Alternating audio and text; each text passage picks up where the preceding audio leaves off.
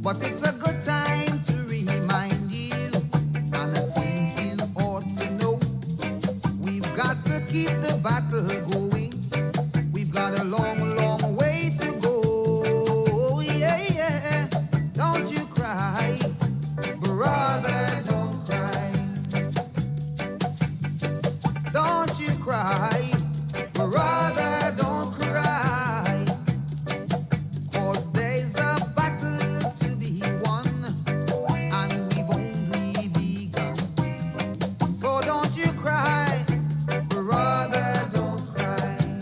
No, no, no, no, no, no, no, no, no, no, no, no. 400 years of fighting is a long, long time, I know.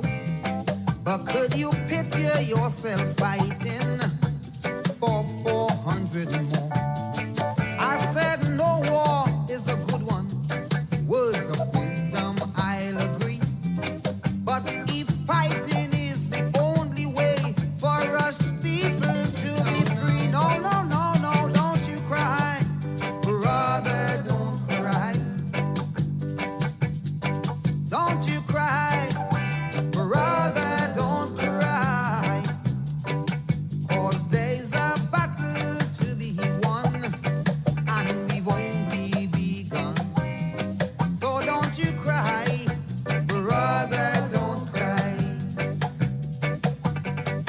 Don't you cry, brother, don't cry. Don't you cry, brother, don't cry. 'Cause there's a battle to be won, and we've only begun. No, no, no, don't you cry, brother, don't cry. Nurture your wound and keep on fighting. I said keep on fighting. Sister, don't cry.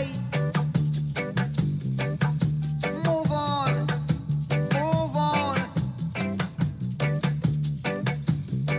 The past is just a stepping stone. Don't you cry.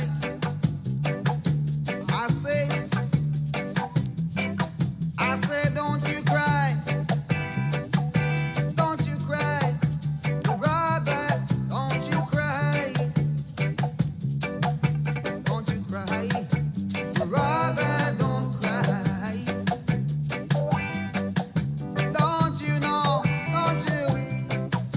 don't you cry. Dry your eyes, dry your eyes. Wipe your tears, wipe your fears. Brother, don't cry, don't you cry. Brother, don't cry. I say, don't you cry. They say when you don't have good food, you must take in front. So this is my Kaiso for the Masgra 2023. Make sure all come out and support me. No politics, just Kaiso. Let's go. There is no place in the world like Grenada.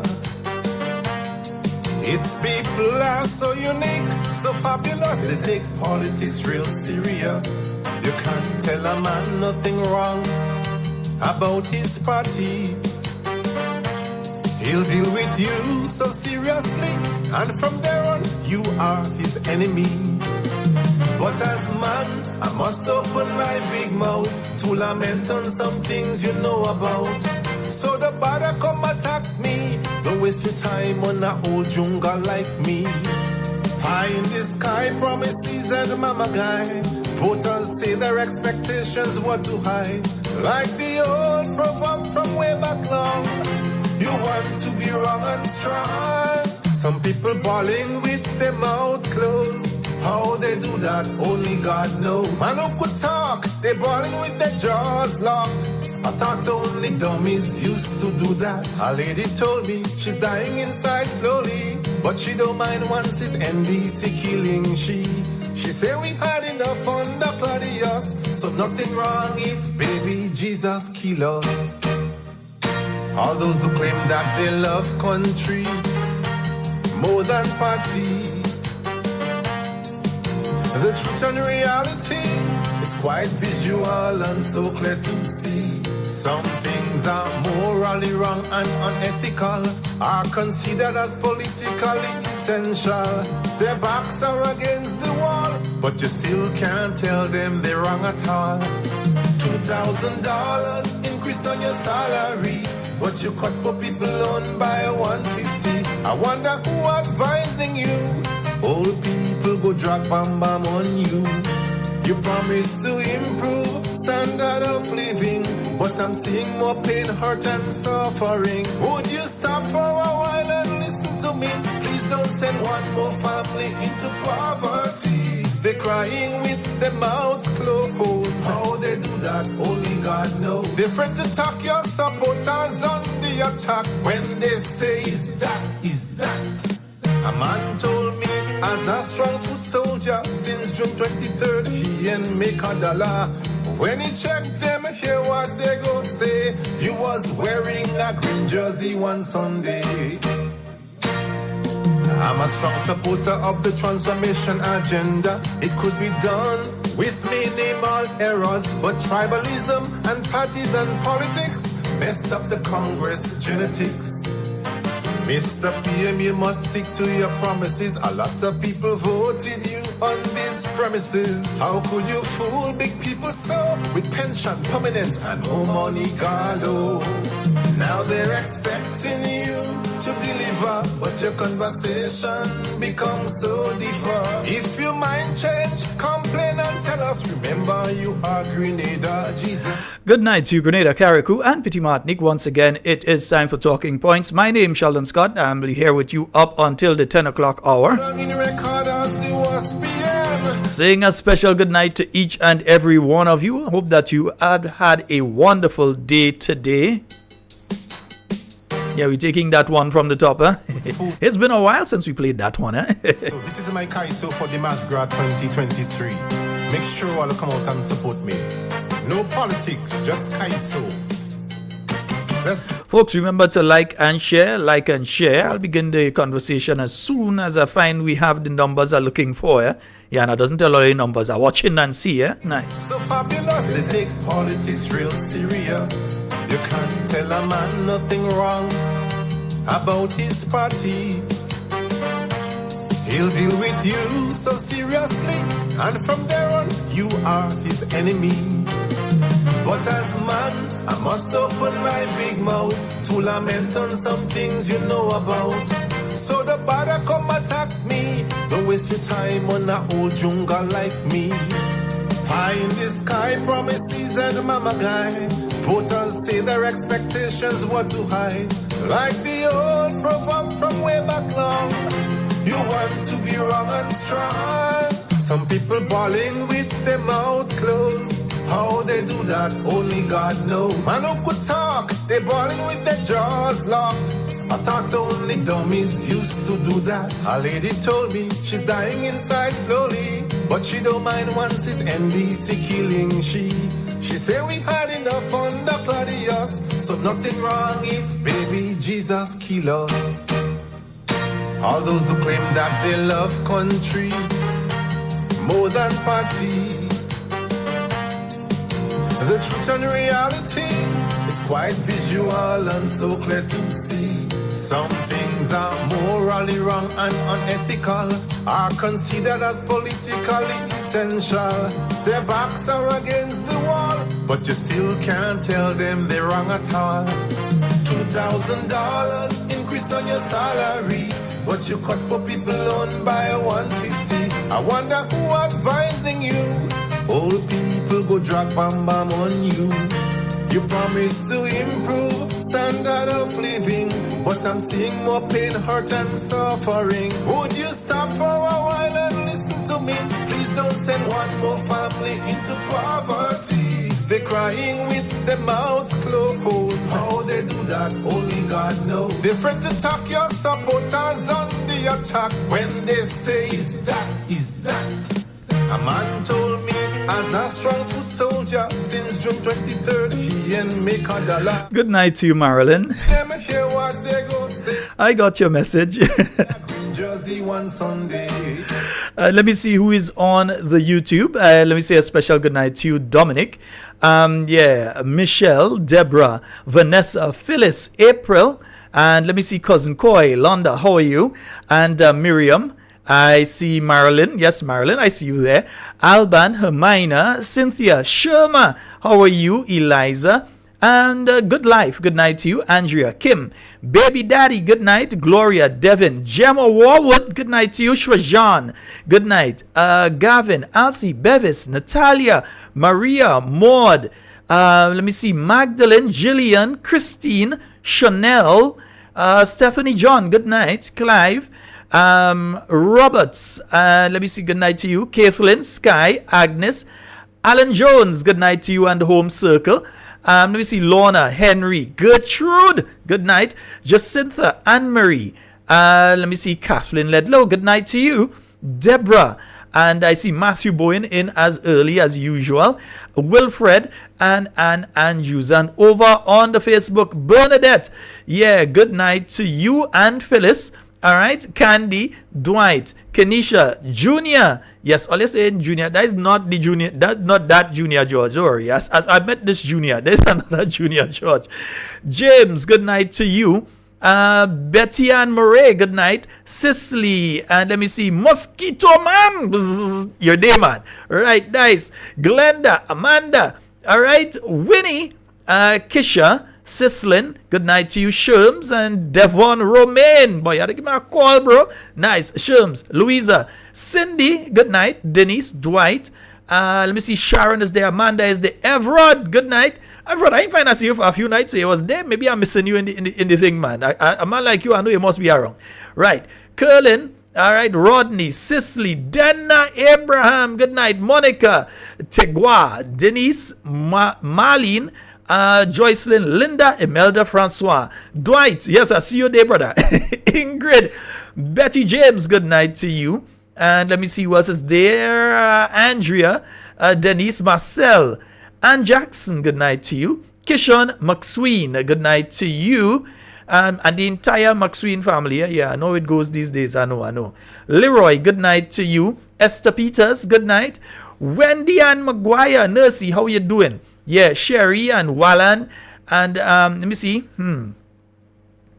Let me see. Yeah, hey, Auntie Jenny. Yeah, I wonder if it's Auntie Jenny there or the tag Auntie Jenny. Auntie Jenny might be somewhere around. Auntie Jenny, we waiting for you tomorrow night, you know. Yes, Auntie Jenny. Yes, Simon says, tune in at 5 p.m. tomorrow. You look for Auntie Jenny program on YouTube and make sure and go and click and subscribe and click for the notifications. Yes, we supporting Auntie Jenny. Yeah, we don't always agree with what she's saying, but she don't take inside. So tomorrow evening there from 5 p.m. Right, Auntie Jenny talking the things. If you don't like it, well, you know. Subscribe. Nice. Mavis, Charmaine, let me see, Joycelyn, nice. Glenda, Raquel, yes, Cindy, Ingrid, Kamita, Charmaine Ragbasing, good night to you. Christine, let me see, Dillion, Mavis, Lynn, let me see, Claude Abraham, good night to you.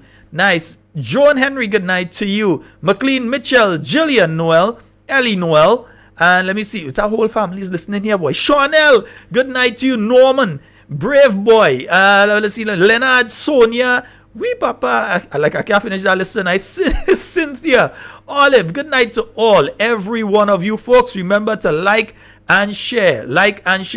And Mosquito Man, I have to get a thing for when you does have your program too in a year. Mosquito Man does a wicked program and he doesn't make joke. Well, never was a fella making joke. Mosquito Man does say what he had to say. One thing, Auntie Jenny and Mosquito Man doesn't take prisoners. They ain't care. The same way they have to say they ain't taking prisoners. I like both of them for that. Yeah. All right, folks. Well, we're going to start the conversation in a short while. Yeah, we're going to start the conversation in a short while. A freedom fighter, don't you treat me like no puppet on a string, making me feel you can make me do anything. And folks, we're going to keep the phone lines open from now. Yeah, we have the phone lines open from now. You can call at any time. 440-7377. That's 440-7377. That's the number for you to call. You can call directly, or you can also call us on WhatsApp. And you still washing my brain. Also remember, for those of you who are in Canada, the people that causing all the people in New York to be going through that stress that they're going through right now, and those, different parts of the United States who are going through that kind of situation now. A friend of mine sent a video out of New York City for me today, and it's bad, boy, that air quality. In fact, I think they said New York actually had the worst air quality on the planet. Last night into today, they had the worst air quality. That smoke and so that's coming down from Canada, they're having a hard time with it, man. Wade, if you could breathe, give us a call. Wade, nice. And we've got a call online. Good night. Hey, brother Sheldon. Hey, how you doing, bro? I'm okay, man. Okay. How are you? I'm quite fine. Yep. You know, brother Sheldon, I sit down there, eh? I did and try to analyze something. When the Prime Minister say it's not really a transformation but retroactive justice. Retroactive justice. Retroactive justice. Mm-hmm. When I check back, the government NMP, the government, they always empower the poor class of people in the country. Right? They always empower them, give them more spending power, so that they will have more and more money to spend in the hand. And when that money is spent, the businessman benefit. Right? The businessman benefit. Look, and when you look at this government, what they are doing, instead of empower the poor class of people, they're robbing from the poor class of people to empower the business people. Right? And when you have the business people who collecting that money, that should be going back to government, right? So the government could get that money to help do things for the country. They tell them to take it. So to me, I am asking myself a question. If government and MP government empowering the poor class of people, give them more spending power, and if the people that was collecting the tax money to give hand out to government, if there was something wrong, there was some injustice the government are doing to the business people. So I just analyzing that. So then, when you look at the brother Sheldon, when you take it from the poor people to enrich the rich people, to me, it seems like that. Right? Because when you empower the poor people, brother Sheldon, the business people enjoy it. They receive more money going into the business. Right? So, but take away from the poor class of people, the spending power lessen, it affects the business people. You understand? Mm-hmm. It affects the business people. So now it's like one empower the poor people, and this came the robbing from the poor class of people to empower the business people. That's what I look at. When you look at that both ways, that's what we see this NDC government operating. And brother Sheldon, I want to, as I said last night, when I heard yours calling out the name, I was looking out. Right? I was looking out for grain and name to be called there.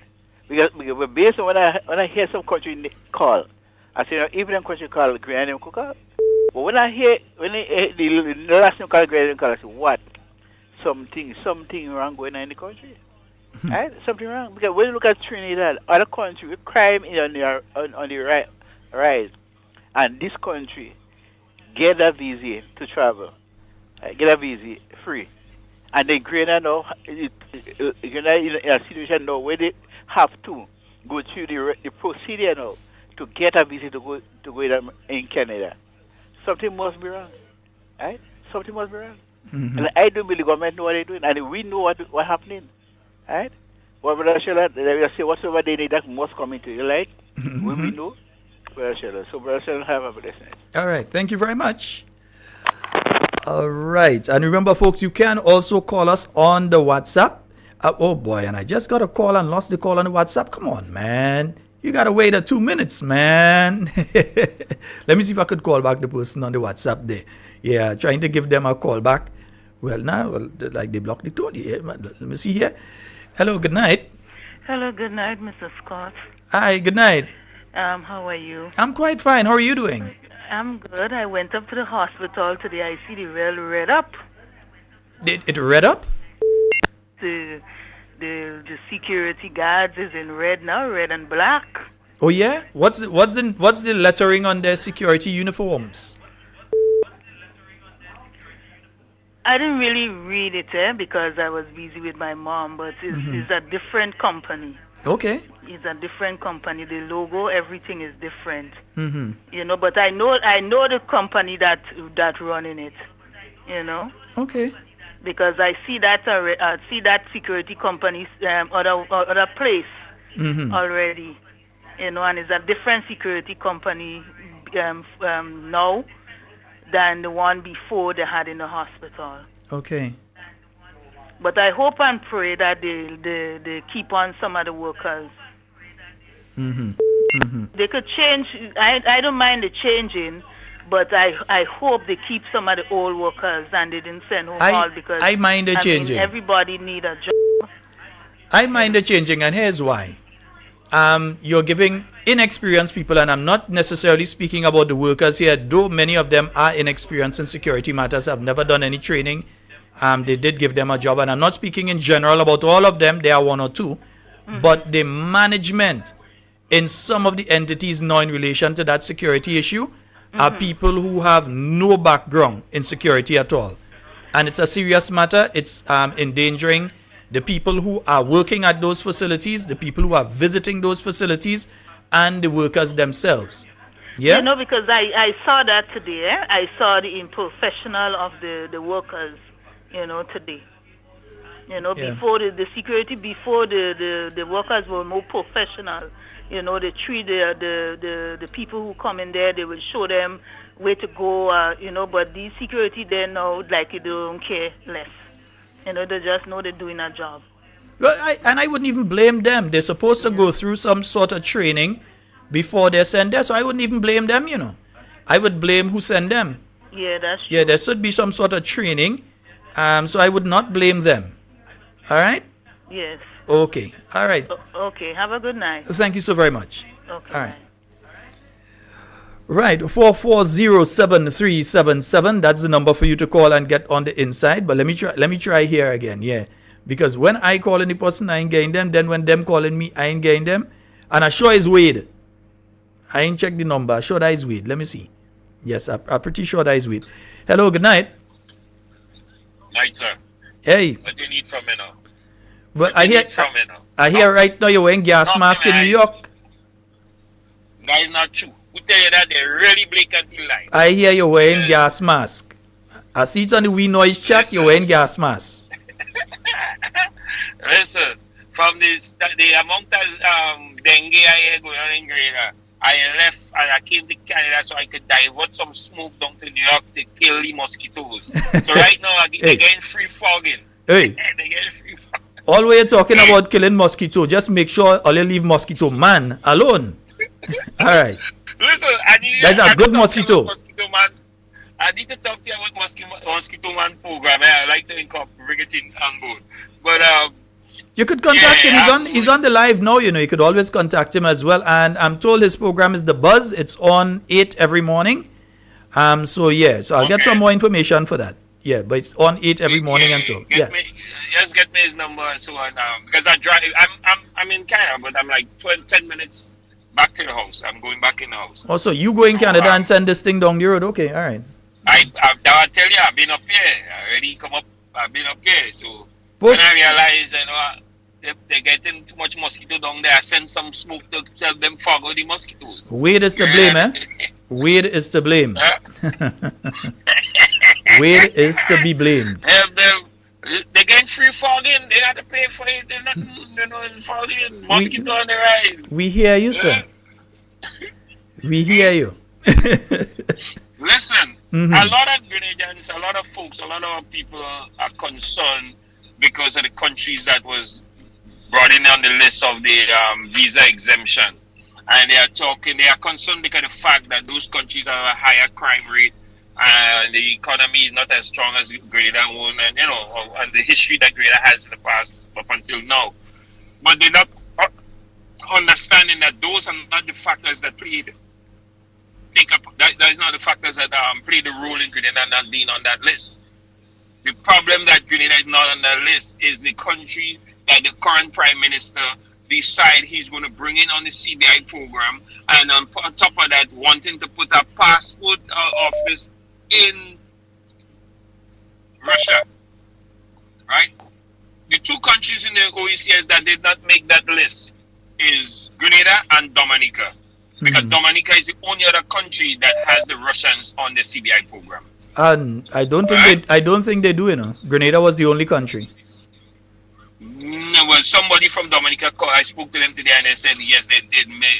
Maybe they have. Maybe that they had pulled them off. Mm-hmm. You think they had pulled them off, but not 100%. If it you know, they did it in time. But you see, it's not just. You see, that's the thing. It's not just Russians. It's Chinese as well. You have to understand that Russia is facing sanctions. That is why in March of the Chinese. Hold on. In March of last year, after the invasion of Ukraine, various sanctions were placed against Russia and Russians. Oh yeah. So that is why most countries, in fact in the OECS and so all of the countries with CBI programs, stopped issuing passports to people under from Russia and Belarus, the two countries under sanctions. Yeah. Now Grenada, at the end of June last year, Grenada started back the process of taking people from Russia. They're also an issue when they consider Chinese, because if you go online and you do a search in relation to the issue of the E2 visa that Grenada is E2, the visa that Grenada was able to get. Now you'd realize that was a selling point for the Grenadian passport under the Citizenship by Investment program, and you had a lot of people from China and from Russia that were going behind the passport because of that. What happened? Because of the visa, The U.S. removed Grenada from the list because they realized we were actively promoting the fact that you could get an E2 visa using a Grenadian passport. So they removed the E2 visa from Grenadians. Now, other countries have gotten the opportunity for the visa-free travel, and visa-free, quote-unquote, because there is a condition for it. Either you have to have had a Canadian visa in the last 10 years, it expired. Right? Or you have a U.S. visa. And there's a reason that they say if you have a U.S. visa, because the visa process in Canada and the U.S. is linked. A lot of people don't realize that. It's linked. Yes. All your information for your visa application in Canada is with the U.S. and vice versa. Yes. So they work along with each other. So they're saying if you already have the U.S. visa, you don't have to go to Trinidad or wherever to get a Canadian visa. But Grenadians still have to do it. Yeah, because Grenadians still do it. Another thing what a lot of people don't know and didn't realize, and their families and them out here and Canada doesn't tell them, even as a Grenadian having a green card, up until I think it was a couple months ago, up until then, even if you have a green card and you're driving over the border, that's fine. You show your green card and your passport. But if you're flying into Canada, you had to get what they call a ETA Visa. You had to apply for it, right? And it's attached to your passport, right? So it's just recently they stopped that. So once you have a green card, a U.S. green card, you could go flying without that visa now, or driving, which it never affected you driving it. You know, so all these things people doesn't tell their family, or they don't speak the truth about. So people doesn't understand these things. So when they bring in and they hear they say, oh well, we could, Trinidadians can get the visa to go to.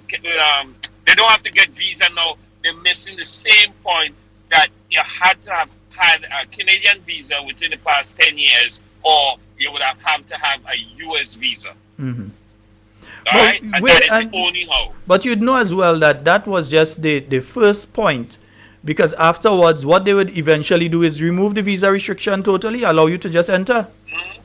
Yeah. They're going to remove it. For all of those countries, they're in front. Grenada is behind. Yep. It's sad that our last prime minister is the one who started that process to get that visa restriction removed, and now our countries didn't make it into that list. As I said It's really sad. last night, for the ministers of foreign affairs that existed under the new national party, and I'll go to the late Elvin Nimrod, that couldn't happen under him. He would have ensured that Grenada had its rightful place at the table with the other countries that were announced yesterday. Nicholas Steele, same thing. Nikki would have made sure Grenada had its seat at the table. Peter David would have made sure that Grenada had its seat at the table. And of course, Oliver Joseph would definitely have made sure that Grenada had its seat at the table. Seats at that table. Yeah, indeed. But it is what it is right now, and man, it's just sad. It's really, really sad. It's a sad situation to be in. There are many people here who they have the US visa, but the problem now, they want to go Canada and they realize now, well, look, I still have to go down to Trinidad or wherever and organize to get a Canadian visa to go. And they would have been saved that cost of having to go down to Trinidad and all the visa application process, and so they would have definitely been saved that. But as it is now, they still have to go through the process. Have to do it. Yeah. Still have to do it. And I would have thought that within 24 hours of that happening, I would have thought that our irrelevant Minister of Foreign Affairs would have by now at least placed a statement out. And listen, I like to go to the source of the problem. It's not the staff at the Ministry of Foreign Affairs. Don't blame them. Yeah, it comes from the top. Job. Incompetent and irrelevant. Yep, it's the minister's job. Yeah. Yep. Lack of duty, lack of the ability to do their job. Yeah. It's sad, man. It's really, really sad. Wade. Bye-bye. But it is what it is. Wade. Gotta change it next election. Wade. Have a good one, brother. Bye-bye. If you want some smoking Grenada, let me know. Nah, we good. We good. Next thing I'll kill you wrong mosquito. We good. we good. Alright, bro. 440-7377. That's 440-7377. And let me say a special good night to my other good friends up there in Canada. Yeah, Ian, you heard him last night. And of course, Patricia and Matthew, I know both of you are listening up there in Canada. And all the other listeners who I may not know by name, but I know that you are tuned in each and every night to Talking Points. We say a special good night to each and every one of you. We've got a caller online. Good night. Good night, Sheldon. Good night, my dear. How are you? What's up? I'm good. I don't like last night you real bust me bubble with that Canada thing. Oh gosh, I'm sorry, my dear. I didn't mean to. I know if you watch when I heard you last night, I said, "Bam, I'm gonna make a call about what man say, listen still." Oh God. I'm sorry. Anyhow, it was not willfully done. Sheldon, I attended a funeral today. The funeral was well attended. There were plenty of people. And accept my condolences, therefore. No. I'm not related to the person anyhow. Well, their family shall accept my condolences. Right. But what I observed, Sheldon, okay, before going to that, I cannot see how this administration is coming up with this 1 year with achievements. I want to know what is it they achieved, what is it they have done. Sheldon, today there were little groups of people chit-chatting, and as I was walking along, I have to say I eavesdropped on the conversation. And all the people were speaking about is the negativity of this government. You hear in persons saying this administration cannot run the country. You hear in persons saying this administration mismanaging the affairs of the country. This administration ain't ready yet for governing. And you hear somebody say, these little boys and them need to go back and nurse their mother milk. So far it reach. So when you look at it, Sheldon, people are speaking out, people are annoyed, people are upset. But most of them would not come out in the open. Most of them would not call on a program. So it's not that people like what is happening, people in favor of what is happening, people dislike what is happening. People not happy with what is happening. So, Mr. PM and your team, Here is a word of advice for you. 99.99999%, I don't know where you're getting the 1%, of Grenadians are not happy with the way in which Grenada is being managed, with the way in which you are doing things in Grenada. So my advice to you, do the honorable thing. Do the right thing. You know what is the honorable thing. You know what is the right thing. Do it. Do it.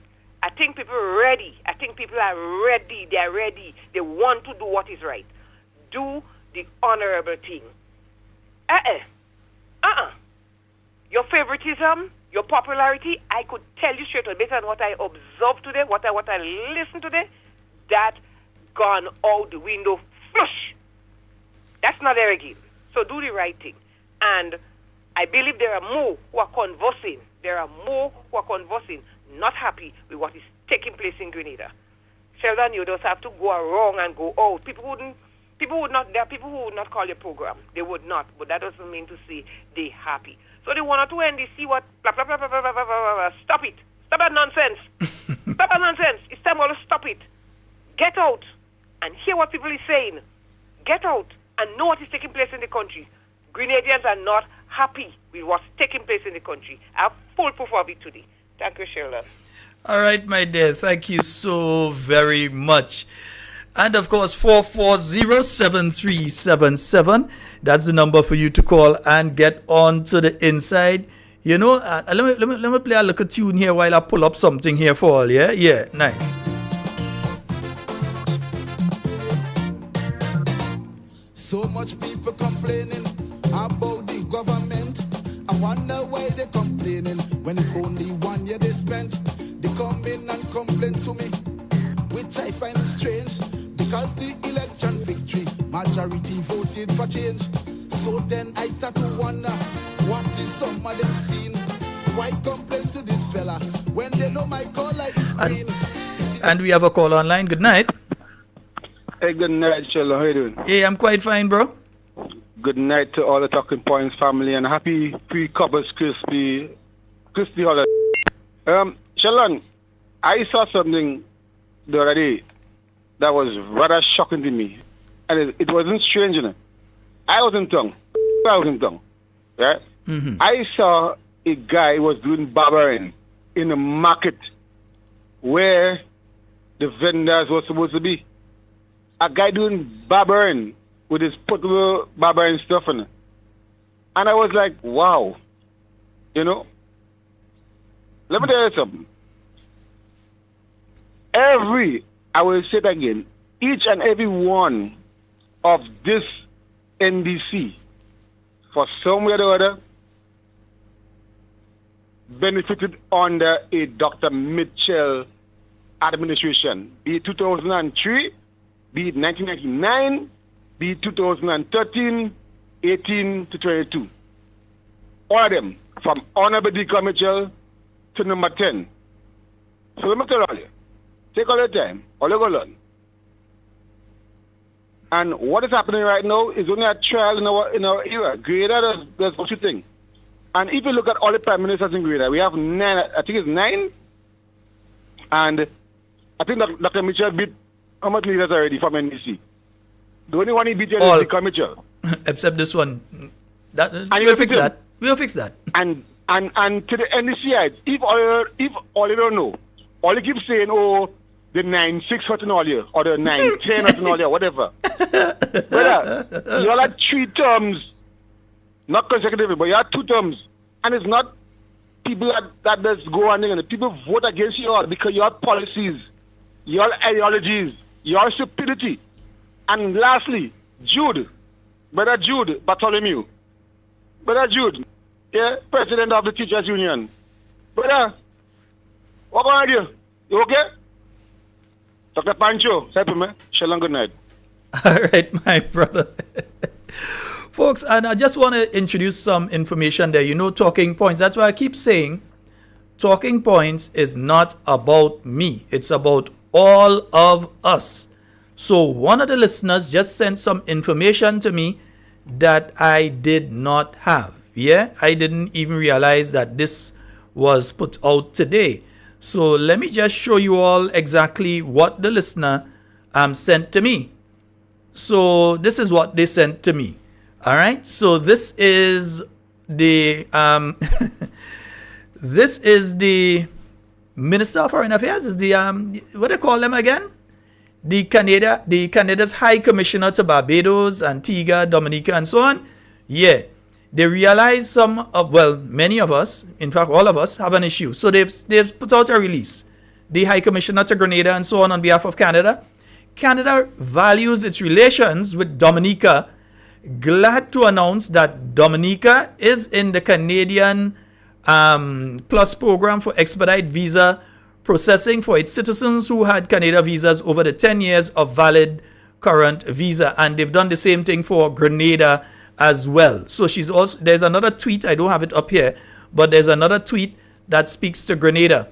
So while we don't get the visa free access, they say they're going to speed up giving us the visa. Yeah. So we still have to go and get the visa, And they come and tell Grenada and Dominica that today, So they're going to speed up the process of us getting the visa. Yeah, that's achievements of the NDC. Yeah, they speed up the process getting the visas, for Grenadians, You understand? Because now the other countries, they don't have to go through that process again once they've already had the visa before and so on. But for Grenada now, you have expedited, what they call it, CAN Plus? Yeah. So that's what Grenada has right now. 4407377. I did miss two calls from one or two of you while I was reading that out. So let me go to the phone lines. Good night. Hello. Hello, good night. Caller, you are live. Okay. Yes, folks. Just remember when you're calling, because I realize it's still happening. I can hear it. It's still happening. Some of you are calling and you're paying attention to the device that you're listening to, whether it's a radio or whatever you're listening to that. You need to pay attention to the phone line. You call me on the phone, speak to me on the phone.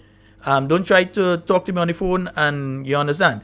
Yeah, do the thing the other way, you understand? Nice. 4407377. Yeah, that's the number for you to call and get on to the inside of tonight's program. Nice? Good. Mm-hmm. If they only vote for you, pension will be 400. So let me just put up the Grenadian ones for you. Let me just get it. their support. Right now, some of them hand to mouth because you lock the throat.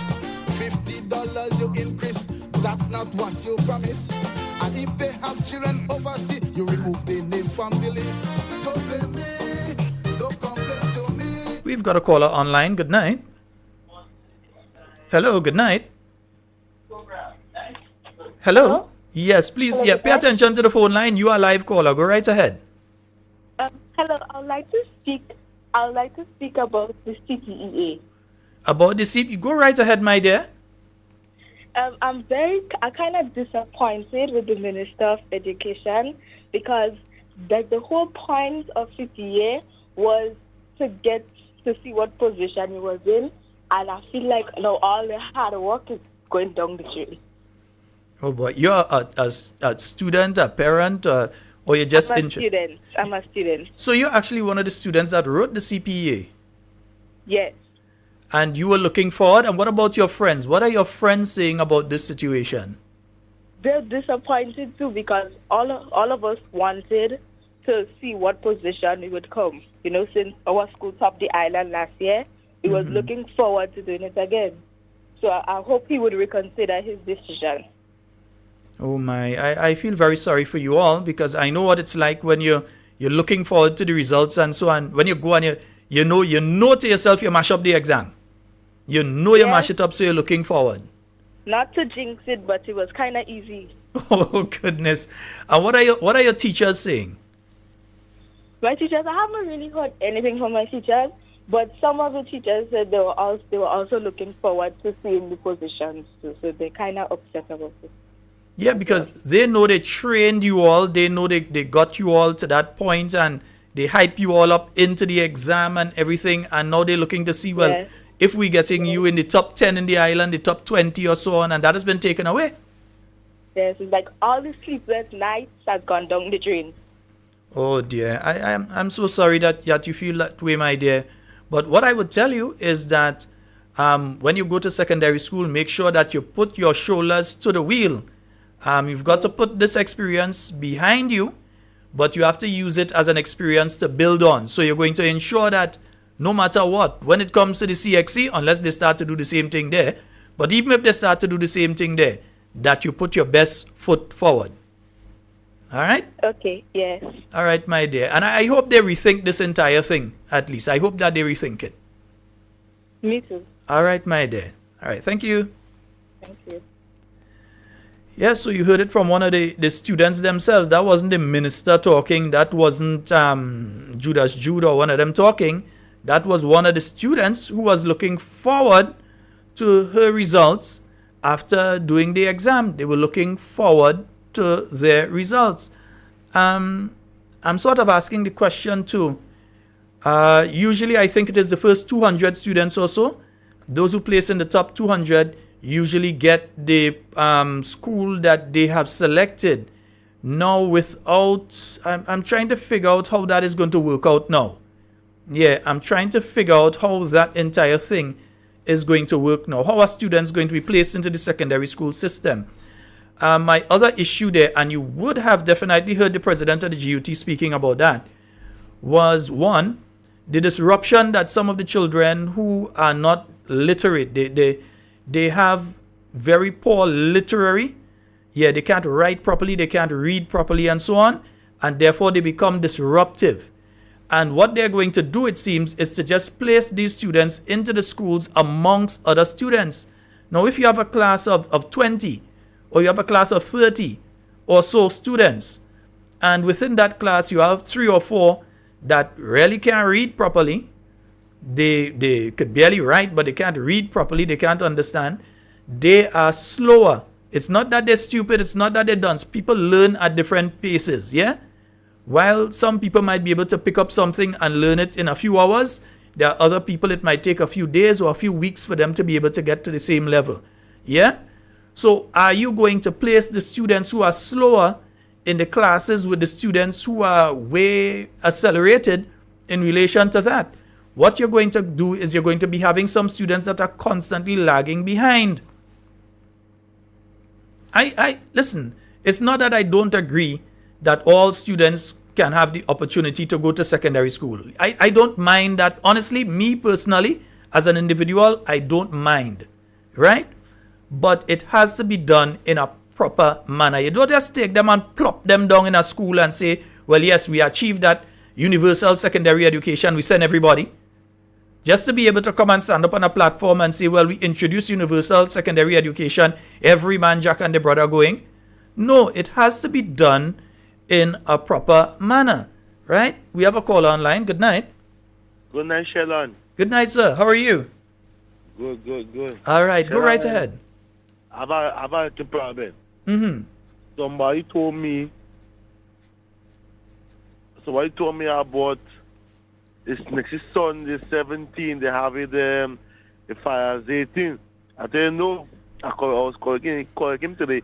Why would you even bother? Sunday coming. The man said no. So why time on the 17th? Mm-hmm. No, but you know it's this Sunday. I stay for the bus for St. David area. They tell me the bus full for that day, for that area already. Don't worry, we'll get you on another bus. Don't worry about that. Huh? We'll get you on another bus. Don't worry your head. Okay. Yeah, we'll get you on another bus. They took your number and so entered. Hello? Oh, he's gone. Yeah, I was asking if they took your number. I'm pretty sure they took your number because it wouldn't just be one bus for that particular area. All right. So yeah, we have that situation. And someone is asking, somebody asking for you. Cammy tell me she got a call last night and she ended up taking a nap. Yeah, and that was it. Yeah, I saw Cammy this morning. Cammy is okay. Cammy, you know when people don't hear your voice, they start to get worried. So you have to make sure and give us a call. So yeah, I was listening to the Minister of Education, even the person that was there with him. I'm not sure if it's I'm not speaking about the gentleman. There was a lady there with him. And I think she was trying to explain, and she was trying to convince herself of what she was saying as well. So it wasn't very convincing to me. Because to me, in her speaking, it seems as though she for herself was trying to convince herself, like an order was passed and you have to go out and defend it. I know, I've spent time in the civil service before. Sometimes it's not you, but you have to go and put forward what is the viewpoint in relation to that particular issue. So I understand, right? So I heard her trying to defend it and so. But there are several issues that surround this. And again, is as everything else that this NDC administration does. They rush in. Yeah? So last year, right after coming into office, they rushed to put back the Russians and all of them under the passport program. We're seeing the fruits of that right now. Yeah? They rush to pay the pension. They end up overpaying some people pension and that sort of thing. Yeah? They rush to the bi-monthly. Now you have people that are not getting their salaries, whether bi-monthly or monthly at all. They rush to close marketing board. And after they rush to close marketing board, now then when they close it, they say they were not aware of all the debts that marketing board had incurred and so on. And now, close to 12 weeks later, after promising people within 6 to 8 weeks that they would receive their pension payments, the money that they paid into the pension plan, that the government of Grenada would pay that back to each and every one of them, they're getting the runaround because they rushed to do it without planning properly, without understanding what they were getting into. They just rushed into it. So that, again, is another situation that they rushed into. They rushed into all sorts of things. Let's take this call. We have a call online. Good night. Hey, Sheila, I just want to ask you a question. Let's call back to ask you a question, right? Mm-hmm. Can anybody in a political party hold a diplomatic passport? It depends. It depends. It depends on what? It depends on the role that the person is carrying out on behalf of the state of Grenada at the point in time. Right. So the question is, can anybody hold a diplomatic passport in a political party? Because in Grenada, the Constitution does not recognize parties, right? Yeah, but that has nothing to do with the issue. Right. So I'm asking this question because there was a guy, I think Terry Forrester was on a program this morning, and that question was posed to him. Mm-hmm. And the answer he gave was rather skeptical. No, I know that the reason he gave his answer and the way he gave the answer, but I want to know the honesty behind that, because if anybody can have a D passport and they are not working in government, I need to know how that possible. No, it depends. It depends on the role that the individual is playing on behalf of the state of Grenada. Remember, all of the parliamentarians, and not all of them carry, there's this misconception that all of them carry a diplomatic passport. Some, for instance, I know that the senators on the opposition side, I do not believe they have diplomatic. They have an official passport, which is different to the normal passport, different to the diplomatic. But not in all cases do they carry a diplomatic passport. But remember, they're all members of a political party. Yeah? Yeah. So but I don't see the connection though. The person carrying the diplomatic passport depends on the role that individual is playing for the state of Grenada at that point in time. Right. Yeah. So there's several misconceptions around diplomatic passport as well. As some people feel that this thing is like a magic wand or some kind of thing. There's a lot of misconception out there. Let me state that from the outset about the thing called a diplomatic passport. Let me just say that for the record. In the context of how that question was asked, and with the individual that was on that program, I think that the caller, when the caller asked the question, it was based on that person's personal issue. So the answer he gave is basically what you give. But that individual, and I call him, was not in any position to be granted that particular passport, neither his spouse. So he is using that little envelope. Why are we even wasting time on that? No, we're not wasting. No, hold on, we're not wasting time. I consider it as wasting time. When these guys go on program that is mainstream and spread lies, this guy was given 2 questions this morning, and he couldn't answer one. I'll get around to that in a little while. Good. So I'm saying clarify that, because I know how this thing supposed to work, and these guys and them just playing the game, and I'm fed up of it. All right, my brother. All right. Good. Yeah, I'll get around to that individual and some of the things that was said there in a while. And you see, I lost my train of thought. Yeah, but when it comes to diplomatic passports, there are a lot of misconceptions. I think some people believe that if you have a diplomatic passport, you can go to any country and you could pass through without any hassle and that sort of thing. And you could basically box down a police in the next country and nothing would come out. The joke you're making. You're making the same jail. I'm telling you straight. Yeah. It would allow you ease of travel. You go to the diplomatic line and so it allows you to get through faster. Yeah? But if you have a diplomatic passport and you're traveling to any country and you are not accredited to that country, understand what the Geneva Convention and all these other conventions are saying. You go to that country, even carrying a diplomatic passport, any crime you commit there, you're going to pay the penalty. Diplomatic passport in savor. You can't claim diplomatic immunity. You can only claim diplomatic immunity when you are accredited and accepted by another country. So in other words, a Grenadian who has a diplomatic passport and goes to the United States, they are not accredited there unless they are part of the diplomatic staff of Grenada in the United States. Anybody else has a diplomatic passport and goes there, anything they do or so, they are subject to the laws of that particular country. They can't claim diplomatic immunity.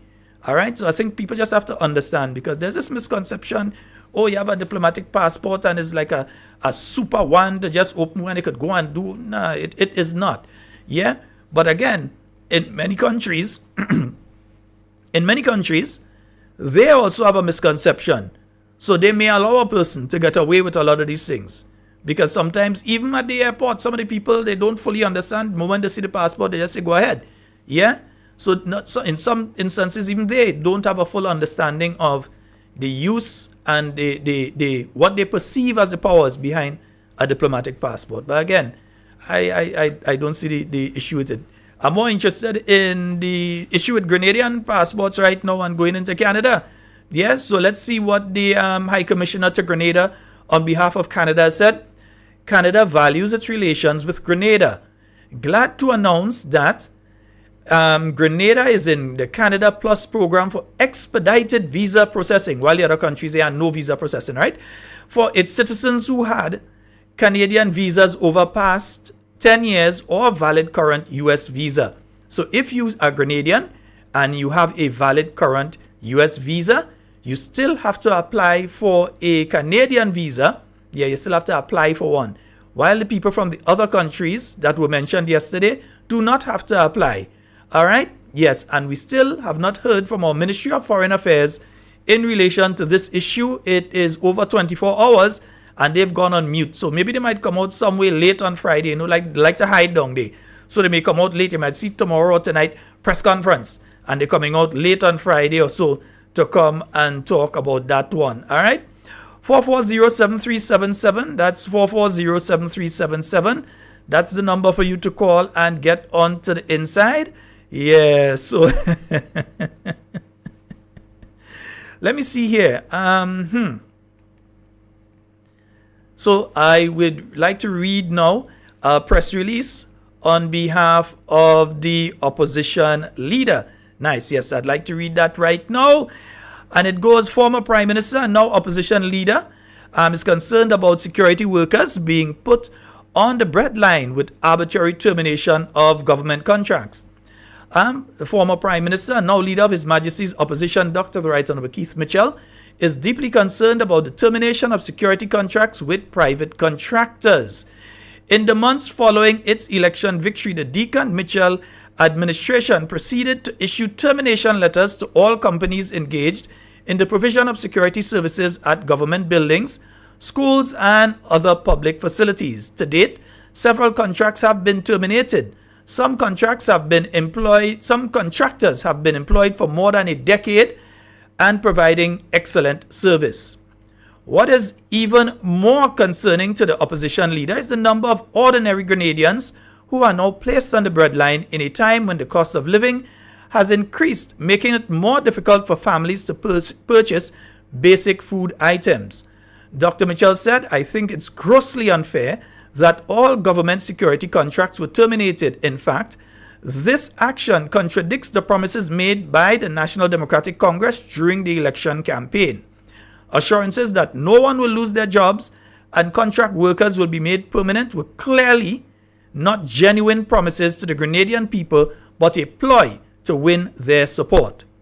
Without a legitimate reason for the spate of contract terminations, I am calling on the administration to stop hurting ordinary Grenadians because of perceived political preferences. It is clear that these actions are politically motivated because what we have seen is that many security contracts have been issued to people who have been perceived to be friends of the ruling party.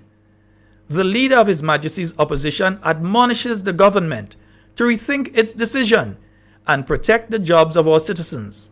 He continued by saying the removal of the security contracts are painful. But what is even more disconcerting is the pain and suffering that hundreds of Grenadians are experiencing as a result of this heartless decision of the government. We have had 2 NDC governments in the past, but they have not introduced measures that are hurting Grenadians as this Deacon Mitchell-led administration. So that is a message from the opposition leader, yes, in relation to the issue of the termination of security contracts. All right, nice. 440-7377, that's the number for you to call, and 347-329-3101, that's the number for you to call and get on to the inside of tonight's program. Yes, indeed. And folks, when we look at what has taken place there, again, we realize that this government doesn't seem to be doing any proper planning. I recently heard the Prime Minister was speaking about the issue in Molinier and trying to counteract what was said by Senator the Honorable Norland Cox. Now, Senator the Honorable Norland Cox spent a couple of years as the Minister of Works, Infrastructure and so on, and he said certain things in relation to that project in Molinier, for instance, that they were not supposed to interfere with the hillside. The NDC came in, changed contractors, all sorts of things, decided to go in and interfere with the hillside.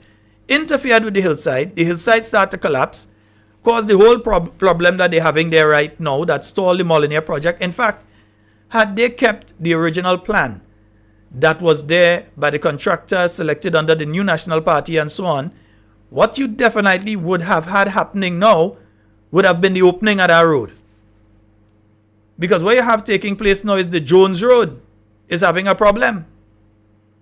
So there's a problem now when it comes to the Jones Road. It is breaking up. I'm getting some messages, not one or two. I've gotten a couple messages in relation to the present state of the Jones Road. That road is now in a deplorable condition. And we have a caller online. Good night. Yeah, good night, Sheldon. Yeah, how are you doing, sir? Yeah. I just called back, But Sheldon, we're getting on to serious business now. But Sheldon, this is the first Prime Minister in the history of the Caribbean that line, the first Prime Minister in the Caribbean I ever heard, line. Everything the man say is lie coming up from his mouth. Like he cannot say the truth. Mm-hmm. During the last election campaign, the man go up and down telling people, right? Don't worry, our contract workers will be permanent, right? He go back, he promised stars and all kind of things for the people to vote him. Now the people vote you, right? And all what he's doing is just victimizing people. So wait now, we are Grenadian, so we are pigs? Come on, man, the Prime Minister, he must stop that. He have to stop these things that he's doing. You understand? I mean, because if they continue on that path, Sheldon, look out, we're going to face demonstration in this country soon. Because Sheldon, you heard what he was saying about the Molinier project. He's clueless. He doesn't even know what he's talking about. He's just clueless. Well, he's just lying. And that's frightening me. He lying. The Prime Minister must stop that. If he know he can't run the country, all I'm asking him is to dissolve Parliament, do the honorable thing. Put back the country in our in our hands, back to the people, and let me go back to the polls and select a government that will take care of we the people of Grenada carry on pretty madly. Because this man have no love. You see what beating him is love, and he don't have it. So no matter what, all to me, our summer him up. He get there, he win a bingo. Bingo he win. And right about now, to me, he just full in his pocket. Not only he alone, all the ministers, all the senators, all of them just full in their pocket. So when they leave Grenada, when they finish with us here, well, God have mercy upon us. Thank you. Right, caller. Okay, so several people just messaged me and they said maybe I misunderstood the caller who was asking about the issue in relation to the passport. So I'll clear that up in a little while.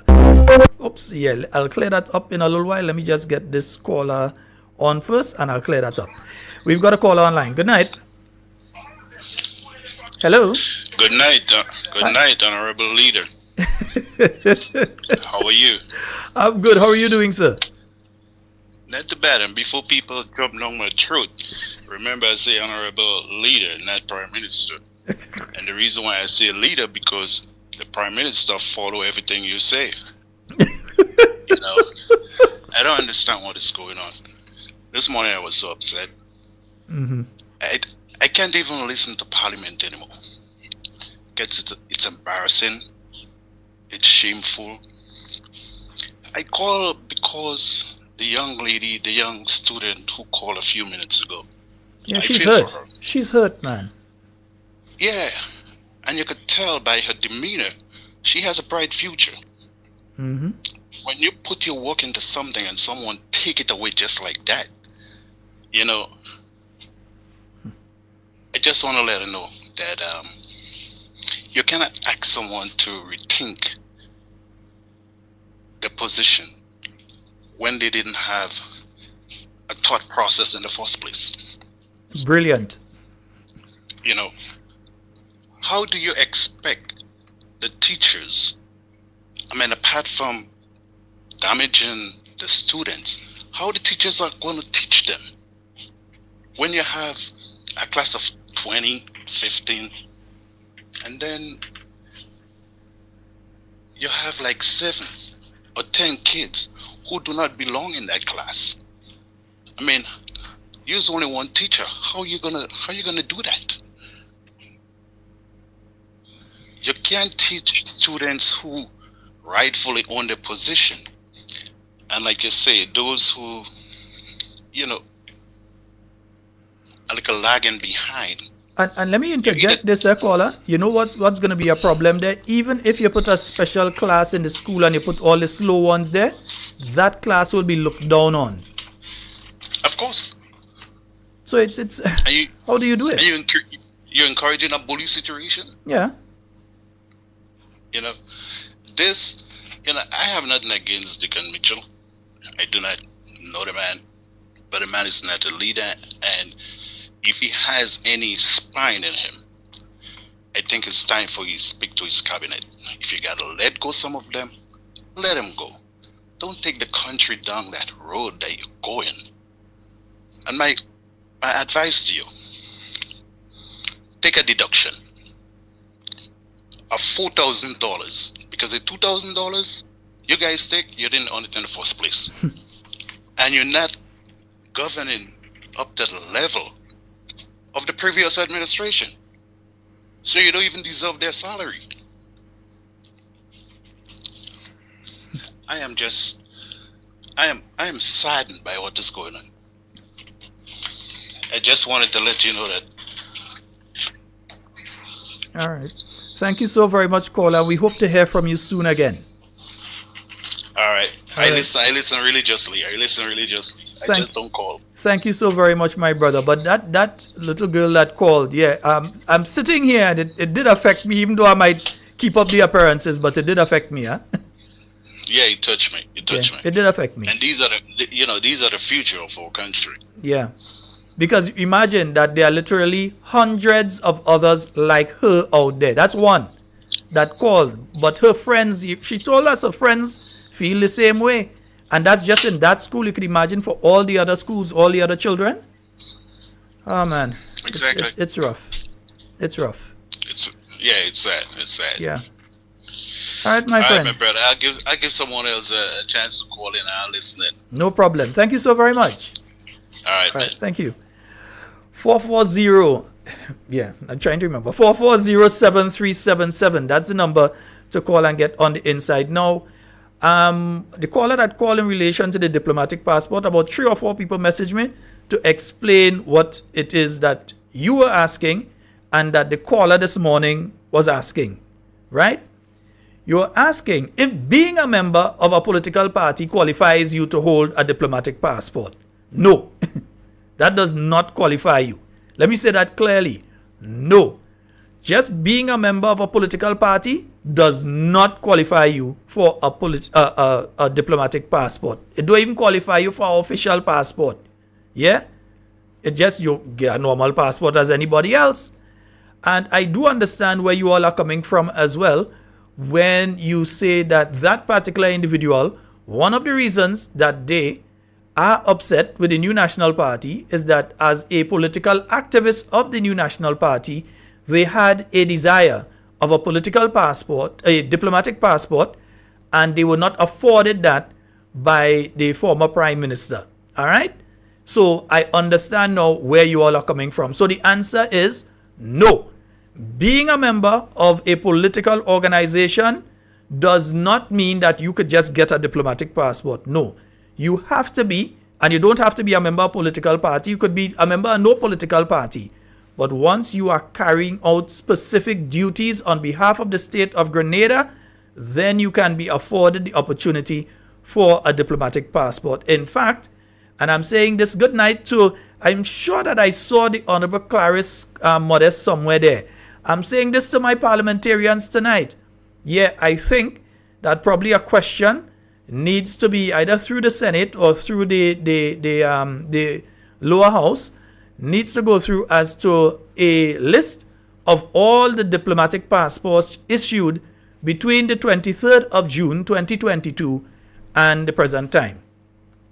Yeah, let's get a list because we might be surprised. Some people, we might find some people on the list that really and truly that fall in line with what the caller's asking about. You know, they're just political activists and they've been given a political diplomatic passport as a political activist. You may find some people that are political activists and end up with official passports. Maybe the two callers are hearing about things that I ain't hear about yet and they didn't tell me. So maybe that caller did not, yeah? The caller, they may know of something. They may know of individuals who are just political activists and have diplomatic passports. We don't know. So probably that is why the question was posed this morning. Probably that's why the question came back and was posed by the caller this evening. So just understanding, I tell you, it's a family thing. Sometimes I mightn't understand it, but other people called, and message, and told me exactly, well, yeah, you shall know. This is what the person actually trying to ask you. Yeah? So for clarity's sake, no. Being a member of a political organization does not qualify you for a diplomatic passport or an official passport. Yeah, it does not. So you can't just be that and you're carrying out no function on behalf of the state of Grenada and you have a diplomatic passport. If that is so, then you could find a problem where some countries may have a problem in how they deal with people that carrying diplomatic passports from Grenada. You may have a problem like that, you know. Yeah, you may have a problem like that. So maybe we need to request a list. Maybe. Yes, Alicia. No, I'm not understanding. So maybe we need to request a list. Eh? We probably need to request a list to find out who has diplomatic passports and who don't. Yeah, and if all the diplomatic passports that have to be in are in and out, and maybe we need to find out. All right, 440-7377. That's the number for you to call and get on to the inside of tonight's program. Yes, indeed. For you, when I'm wrong, I say I'm wrong, and I'm wrong. I didn't understand what the caller was asking. I understand now, but going further into that, whatever it was this morning that Mr. Forrester did there on GBN. Now, one, let me put this on the record first of all. When the New National Party was in opposition between 2008 and 2013, there was opposition time on the radio and government had its time, right? So government / the party had their time. In this instance, it seems as though the NDC has their time, government has time, because it's a gray line between it, right? Because I'm saying this in the context of this. The New National Party was only allowed to have sitting members of parliament. By GBN back in those days, sitting members of parliament were the only ones that were allowed to go and represent the opposition. Yeah? Mr. Forrester knows very well because he was put out of GBN going there to represent the NNP back in those days. That's between 2008 and 2013. Yeah? So they would only take the people who were in parliament at that time was the Honorable Clarice Modest, the late Elvin Nimrod, Dr. the Right Honorable Keith Mitchell. You had Mr. Roland Bola, Honorable Roland Bola, and then in the Senate you had Mr. Dwight Horsford. At a point in time you had Mr. Devon Rocher, and then he came out. You had Mr. Anthony Boson, you had Brother Bowen, and I think you had Kennedy Roberts. So at the time that Kennedy Roberts and Mr. Devon Rocher came in, you had Mr. Gregory Bowen and Mr. Anthony Boson were in the Senate and so. So those were the only people that were allowed to go onto the program, right? Now I realize that it's gotten to a stage that the opposition have time and the NDC is being allowed to use the government. Something ain't too right with that. Government time is government time if you want to give them some other time. But anyway, that being said, Mr. Forrester made some erroneous statements because I heard him saying, and I'm glad that Mr. Rollo was listening because Mr. Rollo ended up, imagine Mr. Rollo that had to take him to task. Because Mr. Forrester even came out and read something and didn't even understand what he read. Because he is claiming that the NDC administration, because he can't be claiming the NNP administration was the NDC, that they lost the money for the water project and the Western Main Road and all that. Well, you know, they send an incompetent crew, they lose the project. Okay, we understand that part. But trying to say now, as if they went and they get some new money in relation to a new project for 16 million pounds or whatever and all kind of thing, and you don't know what kind of thing that the Prime Minister was able to discuss with the English people and get the money. They never lost the money in the first place. Saying that something is in review is not saying that you lost it. Yeah? So that's why I would do, like Citizen Rollo has asked them to do, is present the documentation that says that Grenada lost that. Not documentation from the government of Grenada. Documentation, because we ain't trust them, and according to the other corner, they line. So we ain't trust them. Alright? We want the documentation from the British government that says that they take back that money for that water project. We would like to see that document, yeah? And you shouldn't hide that document. You should be glad to come and put it out there. I mean, we know all the line. So let's see the document. Let's see the document that's coming out from the British government that says, hey, Grenada, you all have lost that money in relation to the water project. We're taking that money back, right?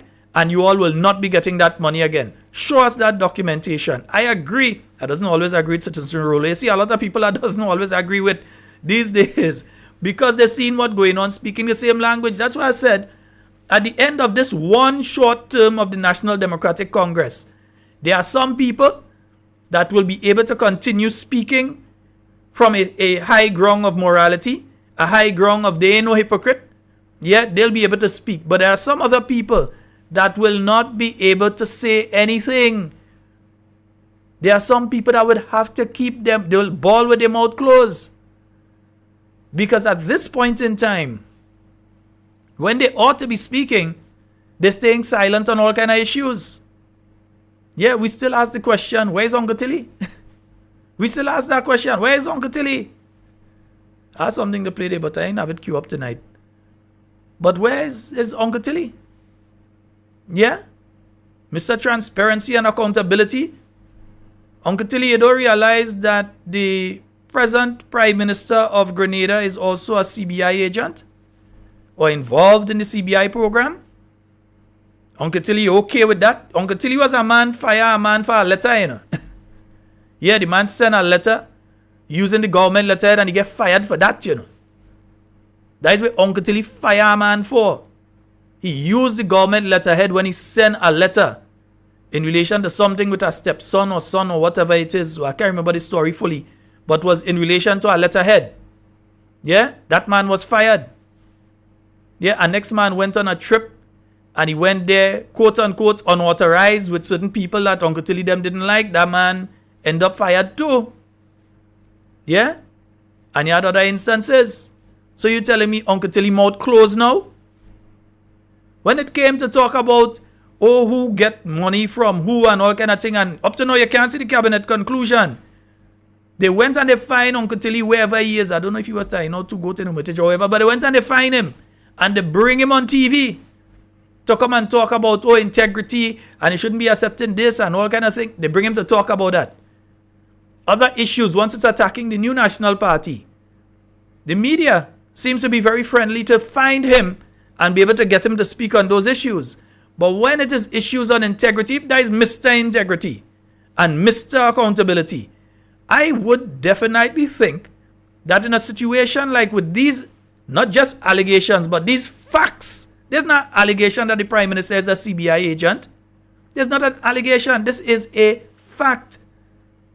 Mitchell and partners, and the Mitchell there is not Dr. Keith Mitchell. It's not Junior Mitchell or Richard Mitchell. We know who that Mitchell is.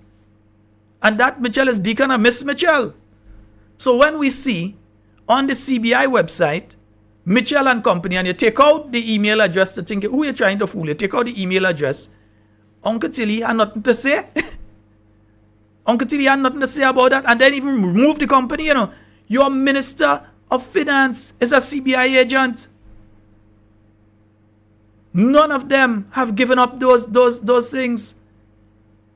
Your treasurer of the political party given a diplomatic posting. They are also a CBI agent. Uncle Tilly, nothing wrong with that. Your mouth closed. So GBN can't find him now. MTV, all they might have to go and, I know MTV might quicker go and find him. But GBN, all they can't find him now. Yeah? Let it come and make an allegation against anybody in the NNP on corruption. You see how fast they find Uncle Tilly to come and talk. In fact, they might even have to find him. He go find himself there to go and talk. They go roll him out as Mr. Accountability and Transparency. But situations like what you're hearing now with CBI, with the Grenada Development Bank, situations like that, yeah, he had nothing to say. That's why I said at the end of this short term of the National Democratic Congress, yeah, this short term, this one term in office that they're having, there's the same Uncle Tilly that talk about, oh, you can't be treating people all how because of their political viewpoint and different things like that. And it's the same Uncle Tilly that was saying you can't give people jobs based on their political support and that kind of thing. And look what's going on now. What do you think going on with the security officers there? You realize that what they have done is that they believe that some of the contractors were supporters of the new National Party, so they get rid of those contractors. And you telling me, Uncle Tilly, you find nothing wrong with the fact that Django, yeah, end up with security contract? Not alleged, you know, that Django end up with security contract? That the same Django going after street cleaning contract? Uncle Tilly, could these people sit in your cabinet? Because if you say yes, then Grenadians and history will judge you harshly. Yeah? Because you are showing that you definitely ain't have any integrity if you refuse to speak on these issues. So because it's your party in power, you have nothing to say? What happened? I don't even think you're chiding them in private because I don't think they want to see you. I don't think they want to even see you. Because we're trying to understand how these things could be happening. And certain people who were there just remaining quiet. I could understand how Uncle Tilly could remain quiet when the $150 was taken from all the poor people. Because you all remember, when he was Prime Minister, what took place? Yeah, they cut off all them old people water. They take off all of them from the list. All who were promised that they would get the $400. They never get. All these things took place. Remember all of that. So when it comes to the $150, yeah, you have nothing to say. Civil society. All you remember it had a thing called that? Anybody remember that? Anybody remember? Anybody could call me, tell me? All you remember a thing called civil society? And civil society used to be out there speaking about all kind of issues. Yeah? So now, man could be putting up chain and all kind of things. You see what going on with those chain Juve morning. But putting up chain around the lagoon and thing. And all the people who used to be running their mouth there. Yeah? Like Sandra and others. They had nothing to say now. Yeah? They only want to focus on the new National Party time in office. But they want to say nothing about what's happening right now. They're blind, they're deaf, and they're dumb. Yeah? They're incapacitated. They can't say nothing now. So civil society seems to have fizzled to only one person who was talking before in civil society that I know talking now. Hey, yes, I know. One person who was in civil society that I know that's still talking the same way they was talking last year, year before that, is the same person I seen talking now on a daily basis. Get Jackie jacket. Yes, Cassandra. That's the only person I see talking still. And she just happened to be a Mitchell. That's the only one out of them. All the rest of them gone silent. Yeah? Every one of them. All of them used to be making all kind of noise on issues right now. Imagine that. We spoke about the issue of the conflict of interest of the Prime Minister and the CBI program. We spoke about the breaking of the law. The law was broken in relation to the GDB loans, well, it's CDB too, but GDB loans that were distributed to government ministers. The law was broken. We gave you the part of the law. We told you the law was broken. The fact that we don't even have an integrity commission in place, and they know why they ain't putting an integrity commission in place. They're not putting it in place because they want to continue doing those kind of things for the next how long they have in office. And I want to quote any amount of time because every day I find the time getting shorter than just the day itself. But it's like they're knocking off at 3-4 days every day from the amount of time that they have in office. Sometimes they're knocking off a whole month, a whole week, all kind of thing with the nonsense they're doing on a weekly basis. So with all of that, look what they've done to these children with the CPEA. Look at it.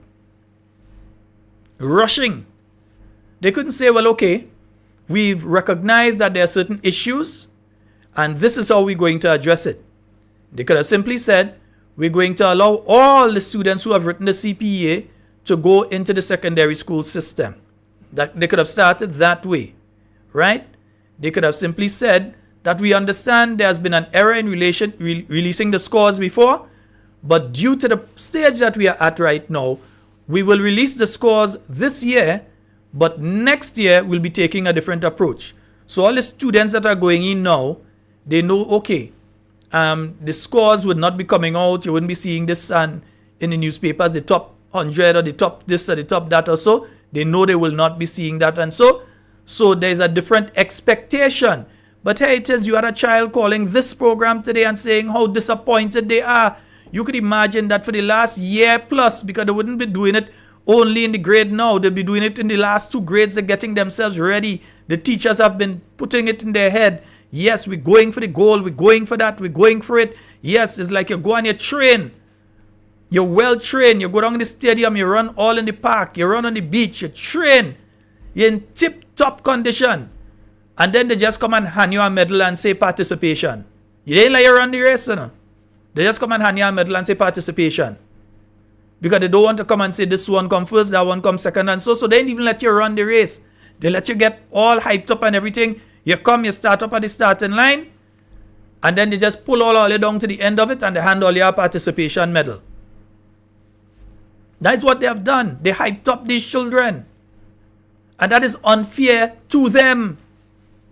Let the voice of that child echo in the ears of the Minister of Education and all of them that have done that to her and all the other students who are feeling hurt right now. But not just them. Their parents, their teachers, their principals, their brothers and sisters who was there and staying up with them in the night and going over the different aspects of the mathematics and the English and the sciences and so on with them, going over it with them and pushing and saying, yes, I know I'll get my little sister in the top 10 in the island. I know she had the capability. Yes, we're going to get this done.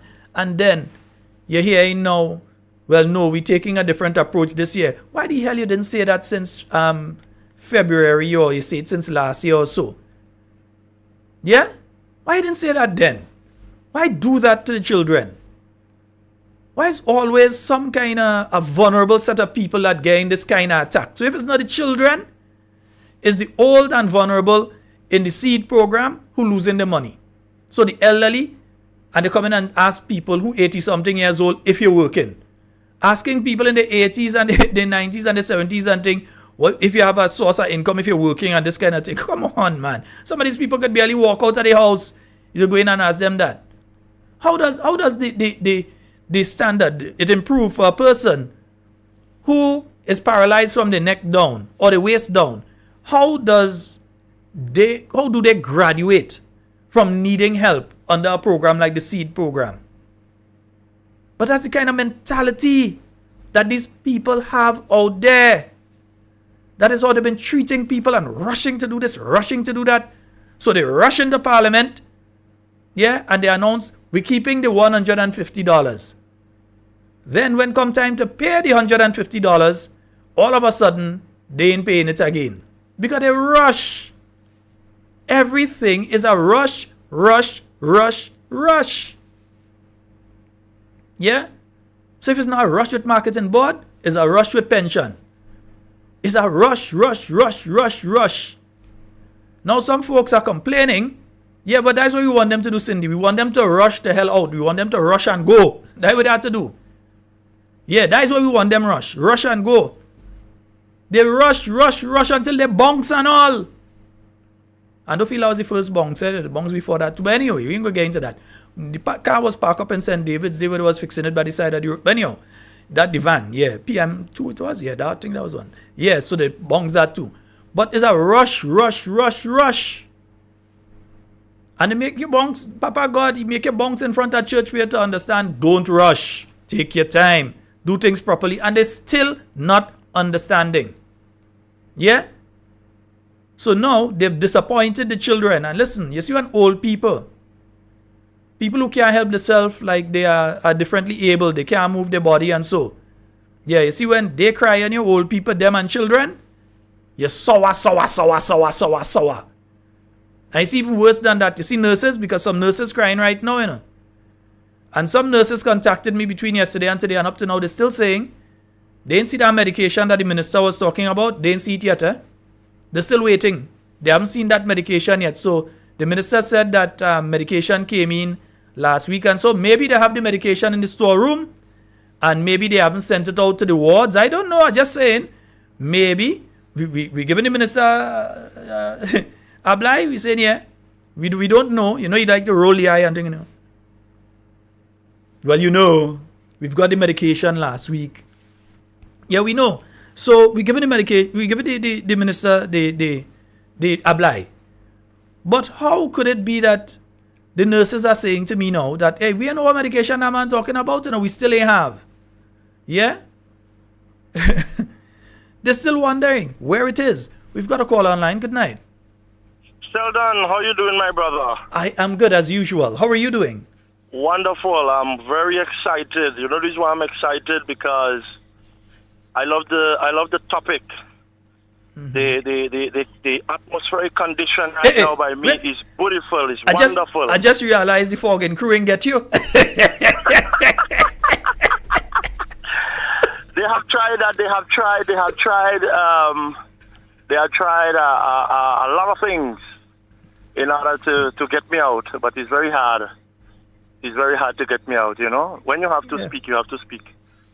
You know, but I just want to say, Sheldon, that I still feel that I feel very bad. I also feel very saddened in my heart for the Grenadian population, because I really don't know where to start.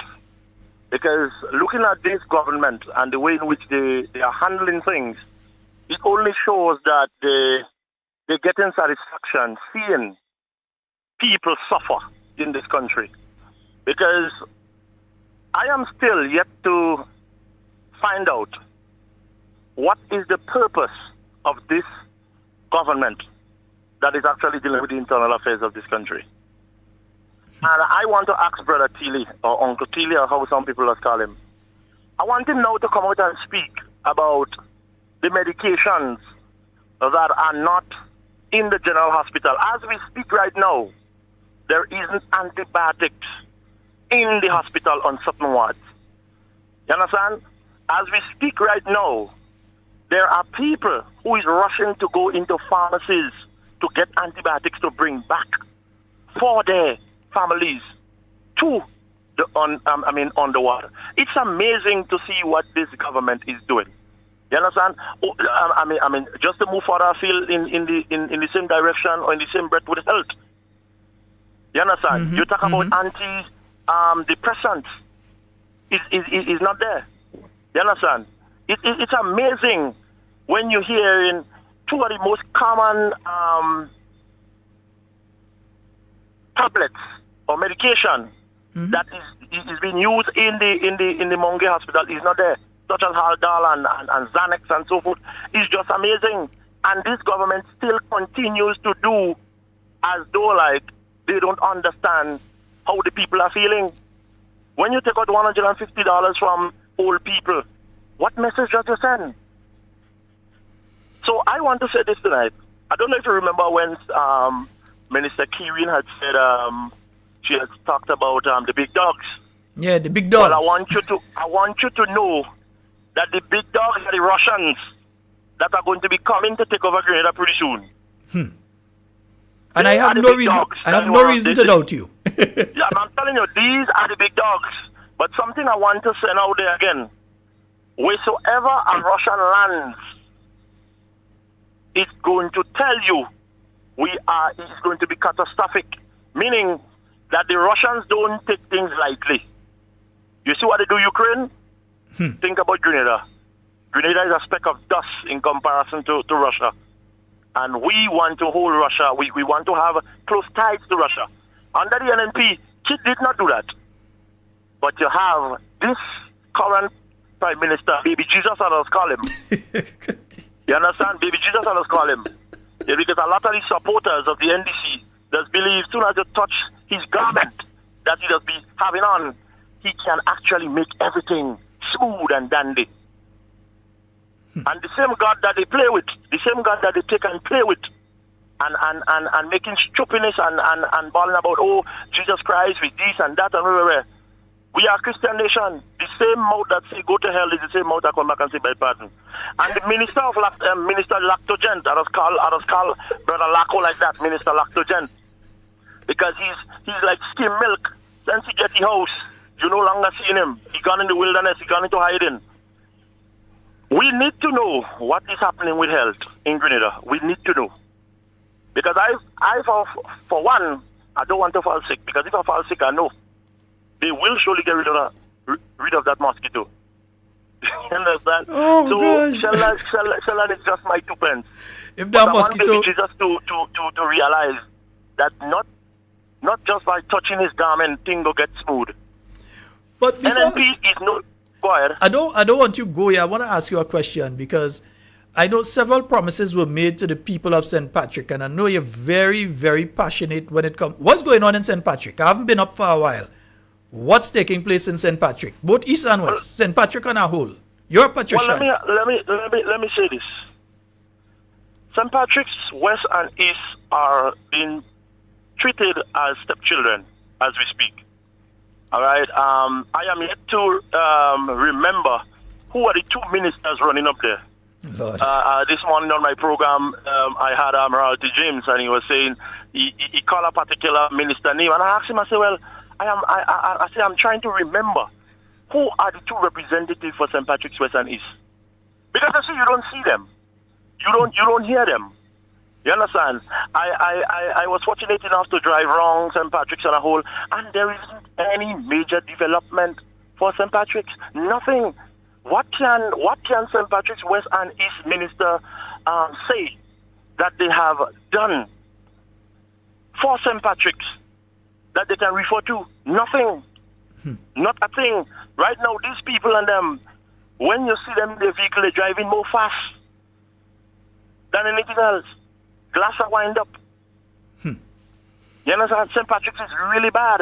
Really, really, really bad. Take, for example, the Breakwater project and the kind of effects. You understand? People are still under the effects of that Breakwater project. You understand? And promises were made. Promises were made in relation to what they would do on it, and nothing. Well. I don't always say promises are comfort to a fool.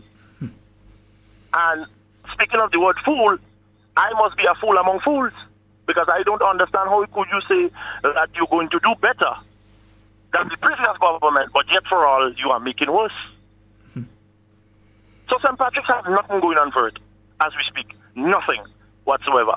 If you ask, I would tell you nothing whatsoever. St. Patrick's, because when you look at some of the youths today, some of the youths today in Mount Craven and surrounding area, a lot of the youths today are dropping out of school, low passing grades, and so forth. There are no programs whatsoever to help facilitate in the you know what I mean, to keep these children or this youth minds preoccupied. So St. Patrick's is out of the question. And if you go to ask me who is the ministers for there, I really don't know. I'm suffering from Alzheimer's. I don't know who the ministers for St. Patrick's West and East. Mosquito Man, before you go, I want you to tell folks where they can find your program at what time. And then you heard Wade is willing to bring your program in Brooklyn via his network. So they want to know when they can hear you. Well, message me on the studio WhatsApp, and I'll be able to send your number to Wade. All right? So that I could connect both of you. But tell the folks what time your program is on. Okay, so the buzz program normally comes on from 8 o'clock. From 8 o'clock. You can just type in the name Mosquito Man. You would actually see a logo with the double M and Mosquito Man below. It's what can I say? Most people most of the time will share it, all right? Because the same followers that you have, I normally have. What I would do, I'd start to share it through my groups as well. Yeah. I'll share it through my groups as well. Yes. And not too long ago this morning, I had created a group chat. It's the Buzz group chat, and many of them are on the group chat. So I mean, we are having talks. The program is going so well, and I'm telling you, we are getting traction. But they can just type in Mosquito Man, and they can actually get this program on a morning time, right? We are working behind the scenes in getting the program to a level where we can have how you guys have you on. So pretty soon we will see massive changes, but we're working in silence. Of course. We're working in silence. Meanwhile, the intellectual discourse continues. Of course. No nonsense. And I said that, and I said it to my followers already. The same whip I beat the left with, the same whip I will beat the right. You understand? But it's just that I find the right getting more lash now, because you see, they are not making sense. They're really not making sense. You understand? They're not making sense. But before I go, I mean, I don't have a tendency to be brief. I am asking, especially the youths, the 65% of Grenadians which could consider to be youths, go and get registered. Go and get registered. When you are registered, you can say, you know what, I am a part of democracy. Your vote will determine where this country goes from here. And based on what I'm seeing, after this administration gets out of office, Grenada may just be in rubbles. Because we see that they only mash up.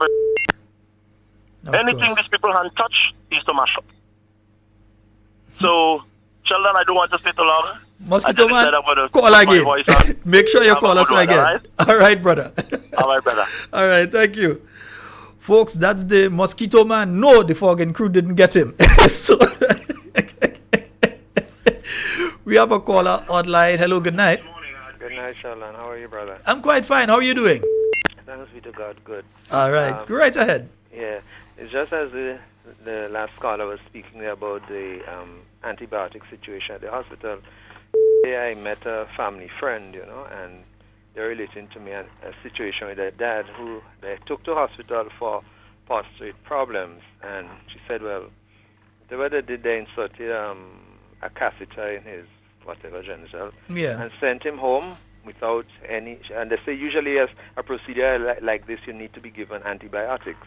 So they sent him home without antibiotics, no other medication, and within a matter of, in short order, he got very sick and had to be rushed back to the hospital. They brought him there, I think, about 1 a.m. in the morning, and he was there, in pain and in agony. There's one doctor was on the ward, and the nurses say the doctor is eating now. So, and they were just talking around the table, maybe waiting for the doctor to come. They didn't attend to him. They took his name and all of that.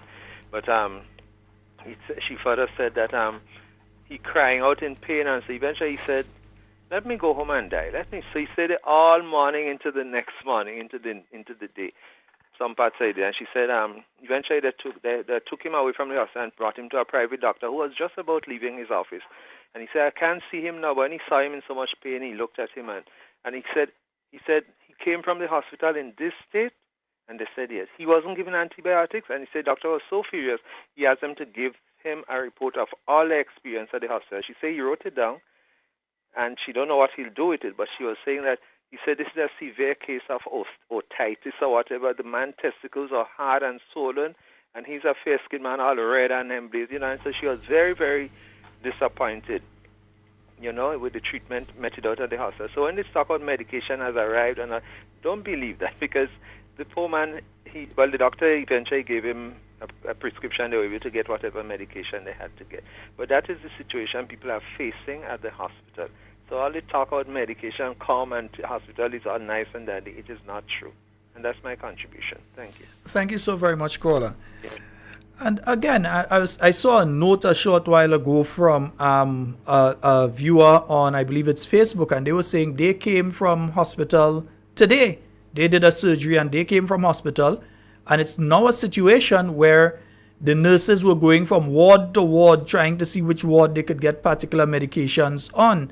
So that statement, it isn't bearing out from the reports that we are getting. And I'm talking about from the mental home to Princess Alice to the general hospital and so on. It isn't bearing out. What the minister said, that they got the medication and everything is okay now, that is not bearing out from what we're hearing from people on the ward, people who have just left the hospital, and from the people working on the ward, the nurses and so, they talk to us on a daily basis so we know what's taking place. Yeah, they speak to us, they tell us what's taking place, and what we're hearing is that basically the minister is being, how do they put it in a nice way? He's being liberal with the truth. Yeah, he's being liberal with the truth. And folks, just before I forget, just remember, when you're looking on Facebook, you're looking for Mosquito Man. This is what you're looking for. You're looking for Mosquito Man. Once you see the double M there, you see the buzz thing, right? That's what you're looking for on Facebook. So tune in to Mosquito Man. I'm sure you should be doing a program in the morning, 8 p.m. 8 a.m. Sorry, I am 8 p.m. He's 8 a.m. Right? So we cover the 2-8. So in the morning, you look forward to Mosquito Man. So look for this. So this is what you're looking for. You type in Mosquito Man in Facebook. When you get this, when you see this one, that means you're on the right one. All right? Nice. Beautiful. 440-7377. Let me just make sure the phone lines are clear. 440-7377. That's the number for you to call and get on the inside. Remember, you can also call us via WhatsApp. We can take your WhatsApp calls, so you can call us via WhatsApp as well. But yeah, so the stories we're hearing now, they're not bearing out. They are not bearing out. So we are not hearing of folks saying, well, yes, I went and I get all my medication and this kind of thing. You're still hearing the stories of we're not getting medication and all of these kind of things taking place. So there is still an issue when it comes to medication. And, you know, the three statements don't really line up. And we're going to go into that a bit tomorrow night's program. And we have a lot to speak about tomorrow night as well. The statement that was made by the leader of government's business, the statement made by the Minister of Health, and the statement that was made, okay, we'll come to that in a little while. Let's go to the phone lines. Hello, good night. Good night. Hey, Dr. Modest. Good night to Grenada, Carrickwan, Petit Martinique. You know, as a former practicing physician myself, I am very concerned about what I'm hearing about the situation with medicines and other medical supplies. Now, I think there's an easy way to deal with it, that the minister should not just say that they have arrived. They're good at taking photos, putting it on Facebook, posing. So why don't those who love to pose so much, why don't they just go and pose and show all the boxes of medication there and put Grenadians at ease? I agree with you. Let's 100%. take the photos. Let's take the photos. Now is the time for a photo op, but they're not there because that is too important for the Grenadian people, and it doesn't serve their purpose because probably the medication is not there from what I'm hearing. But I think it's time that the government step up to the plate. They have spent much more than $2 million on things that may be less important than health. And I could think of a lot of things that health is much more important on, much more important than. Mm-hmm. So I want to encourage that something be done aggressively. That is one of the things they should rush. Rush the money and pay for the medication, and rush the medication to the people of Grenada, Carrickwan, Petit Martinique. I just, something that has been plaguing me, I heard about the news that all children are going up to all those who sat the CPEA exams, that they will be going into, of course, secondary school. Mm-hmm. But I'm not hearing that there was any consultation with teachers, any discussion that this was going to happen. What I'm hearing is that teachers were reacting in shock. So I don't want to say that there wasn't, because I'm not sure, but you are in a good position to get feedback, and over the next few days I will try to get my own feedback as well. But from what I'm hearing is that there was no discussion. But also that means that there wasn't any planning. And we're in June.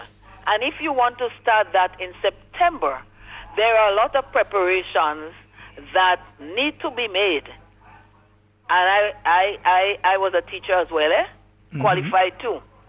So I know that, obviously there are children of different levels, children of different persuasions and interests, and therefore to take all of them and lump into a secondary school, there has to be proper preparation, proper planning, ensure that the variation in the teaching professionals is there and they're ready for September. Ensure that the tools, there might be persons who are very academically minded, but there are others who might be technically and vocationally involved. How are they going to take care of these people so that there's equity in terms of how the children with varying needs, whether physically or mentally, and how would these things be taken care of? How would those who are more vocationally and technically minded, how would this be catered for? Has there been any planning going into that? Or are we going to suffer again our children who might just have variations in what their needs are and what their skills are and what they hope to achieve. Has the government given any type of consideration? I am not hearing that.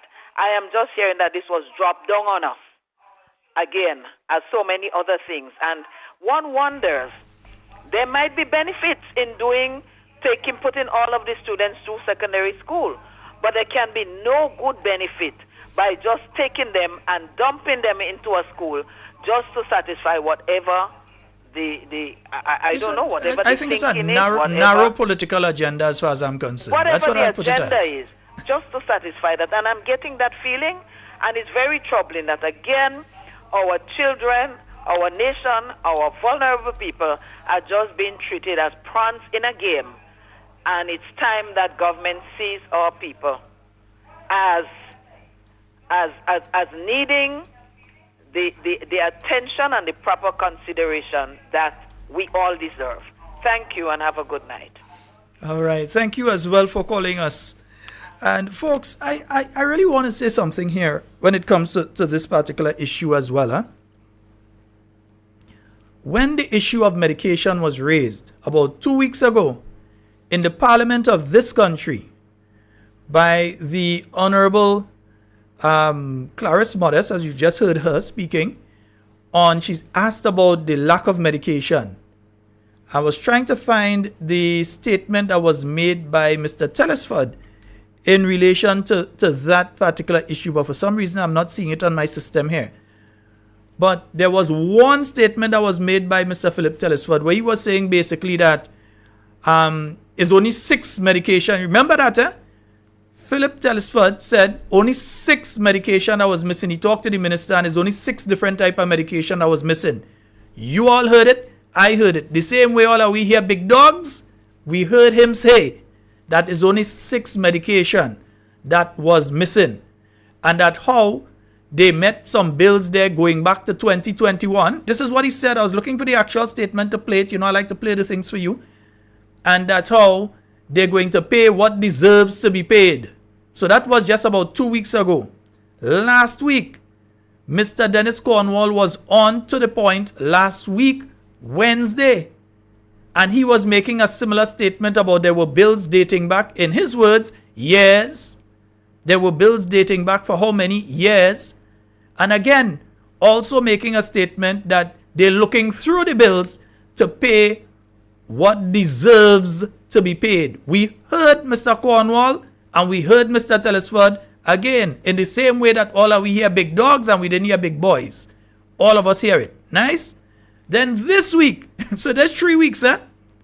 Week before, you had Mr. Telesford say we're looking through the bills to pay what deserves to be paid. They're dating back to 2021. After that, you had Mr. Cornwall saying for the last few years, and we're going to pay what deserves to be paid. That was last week, Wednesday. This week, you have the Minister of Health standing up and saying, well, we pay the bill now. So all of that result and we get medication last week. The same last week, Mr. Cornwall was saying we're looking through the bills, eh? The same last week. So somebody, either Mr. Philip Telesford, Mr. Cornwall, or Laco, lying for us. Either one of them lying, 2 of them lying, or all of them lying. But according to the caller earlier, they lying. So like all of them lying.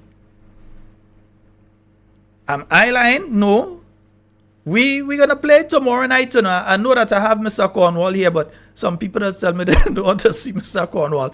But we're going to line it up and play it for you because Mr. Telesford said week before was the sitting of the House of Representatives when our lady, the Honorable Clarice Modest, stood up and raised the issue on behalf of you, me, and all of us of the lack of medication. She was told, basically, lady, what you're talking about, I see you have a list day, it's only 6. That statement was made, you know.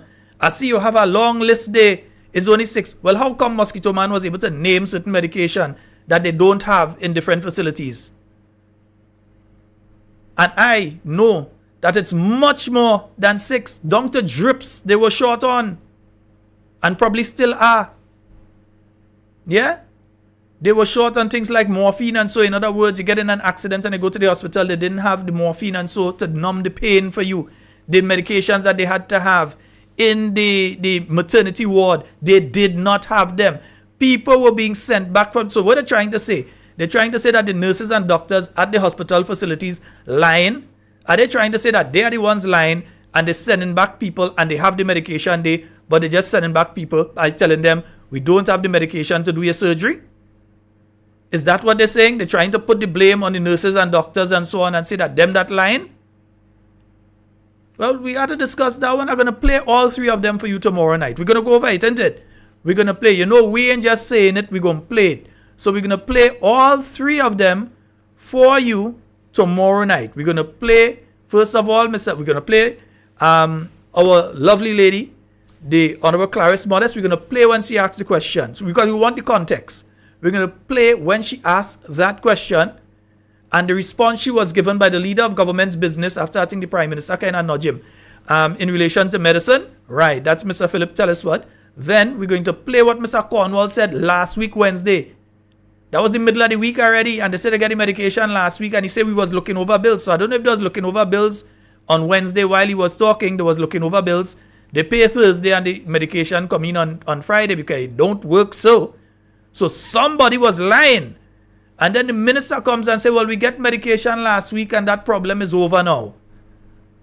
So as far as I'm concerned, all of them lying, eh? Yeah, all of them lying. Just like when they come and they say, yes, look at what are my friends message me to tell me, yes, Charlotte, all of them lying. Because, I mean, come on, it's quite obvious. It is quite obvious. You see, instead of trying to, is the word obfuscate, yeah? Trying to escape blame on this particular issue, what they need to do is solve the issue. Stop trying to just shift blame. Oh, it's NNP. Everything go wrong is NNP. Yeah? So this morning, I told you all they would come and say it's NNP why we were not included on the list. And Mr. Forrester, true to form, went and do that show. We're going to deal with him tomorrow on that too. Yeah? We're going to deal with him. Because when asked about that situation, oh, that's because of NNP. NNP was taking Belarusians and Russians under the passport program, and that is how we lose visa access to Canada and things. Mr. Forrester, really and truly? Come on, man. You know I've got loads of tapes with you defending that same thing and saying different things. So come on, please. And don't say nobody hand you something and say something. You should go in them place for yourself. So don't try that. Nice? Good. Folks, we have just wait now. Time nearly done. Yeah, but still. 44073. I could take about one call. 4407377. We could probably take one call. Right? So we have a lot of these medications. You hear the man saying it's only 6. What I hear he say only 6. May jaw drop until it nearly hit my navel. Because I couldn't believe a man could stand up and lie so. Seriously. Not even in any category is it only 6. Seriously. And we're not only talking medication here, you know. You're talking about other things like plaster of Paris and these kind of things too. Gloves and all of these things are also in short supply. Yeah. But Nurse Wendy and them, they don't want to send because they say when they send it does disappear. They does send examination table that's supposed to go in one health center. And then when they come and they visit the health center looking for the examination table, that's the Nurses Association in New York. And so when they come down looking for the things that they send, in the place they send it to, it disappear from there and it end up they don't know where. So examination table they send for there, it ain't there. And then when they go and they're looking for the blood pressure machine that they send down, and so that ain't there and so as well. So they're having a problem. Alright? Nice, folks? So, folks, yeah, Jill, you ain't no shame. Nah. You ain't no shame. Watch. The word for the night is, they lying.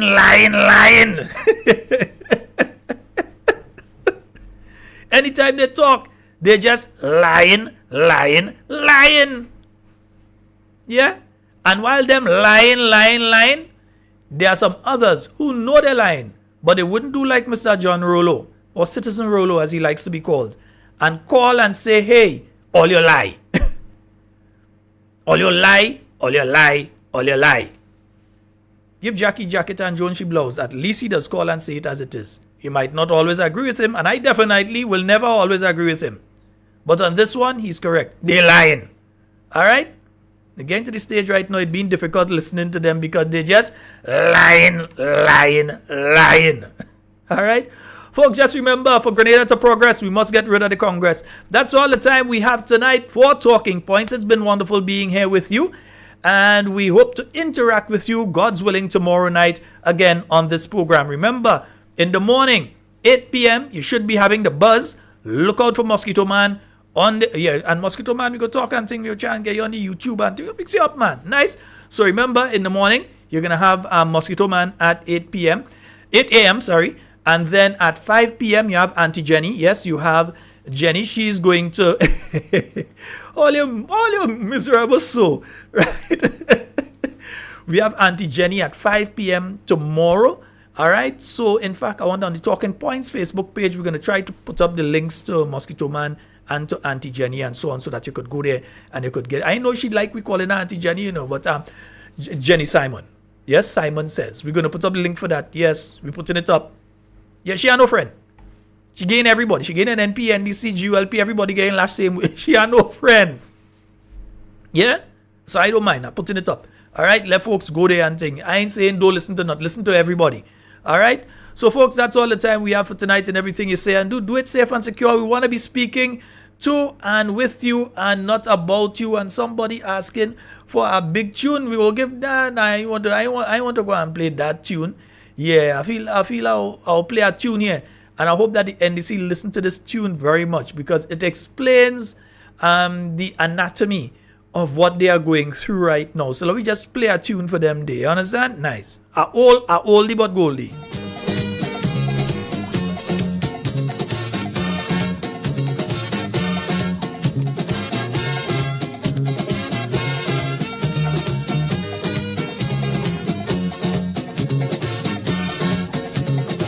Somebody just remind me, yes, the classroom, 5 p.m. tomorrow. Eh?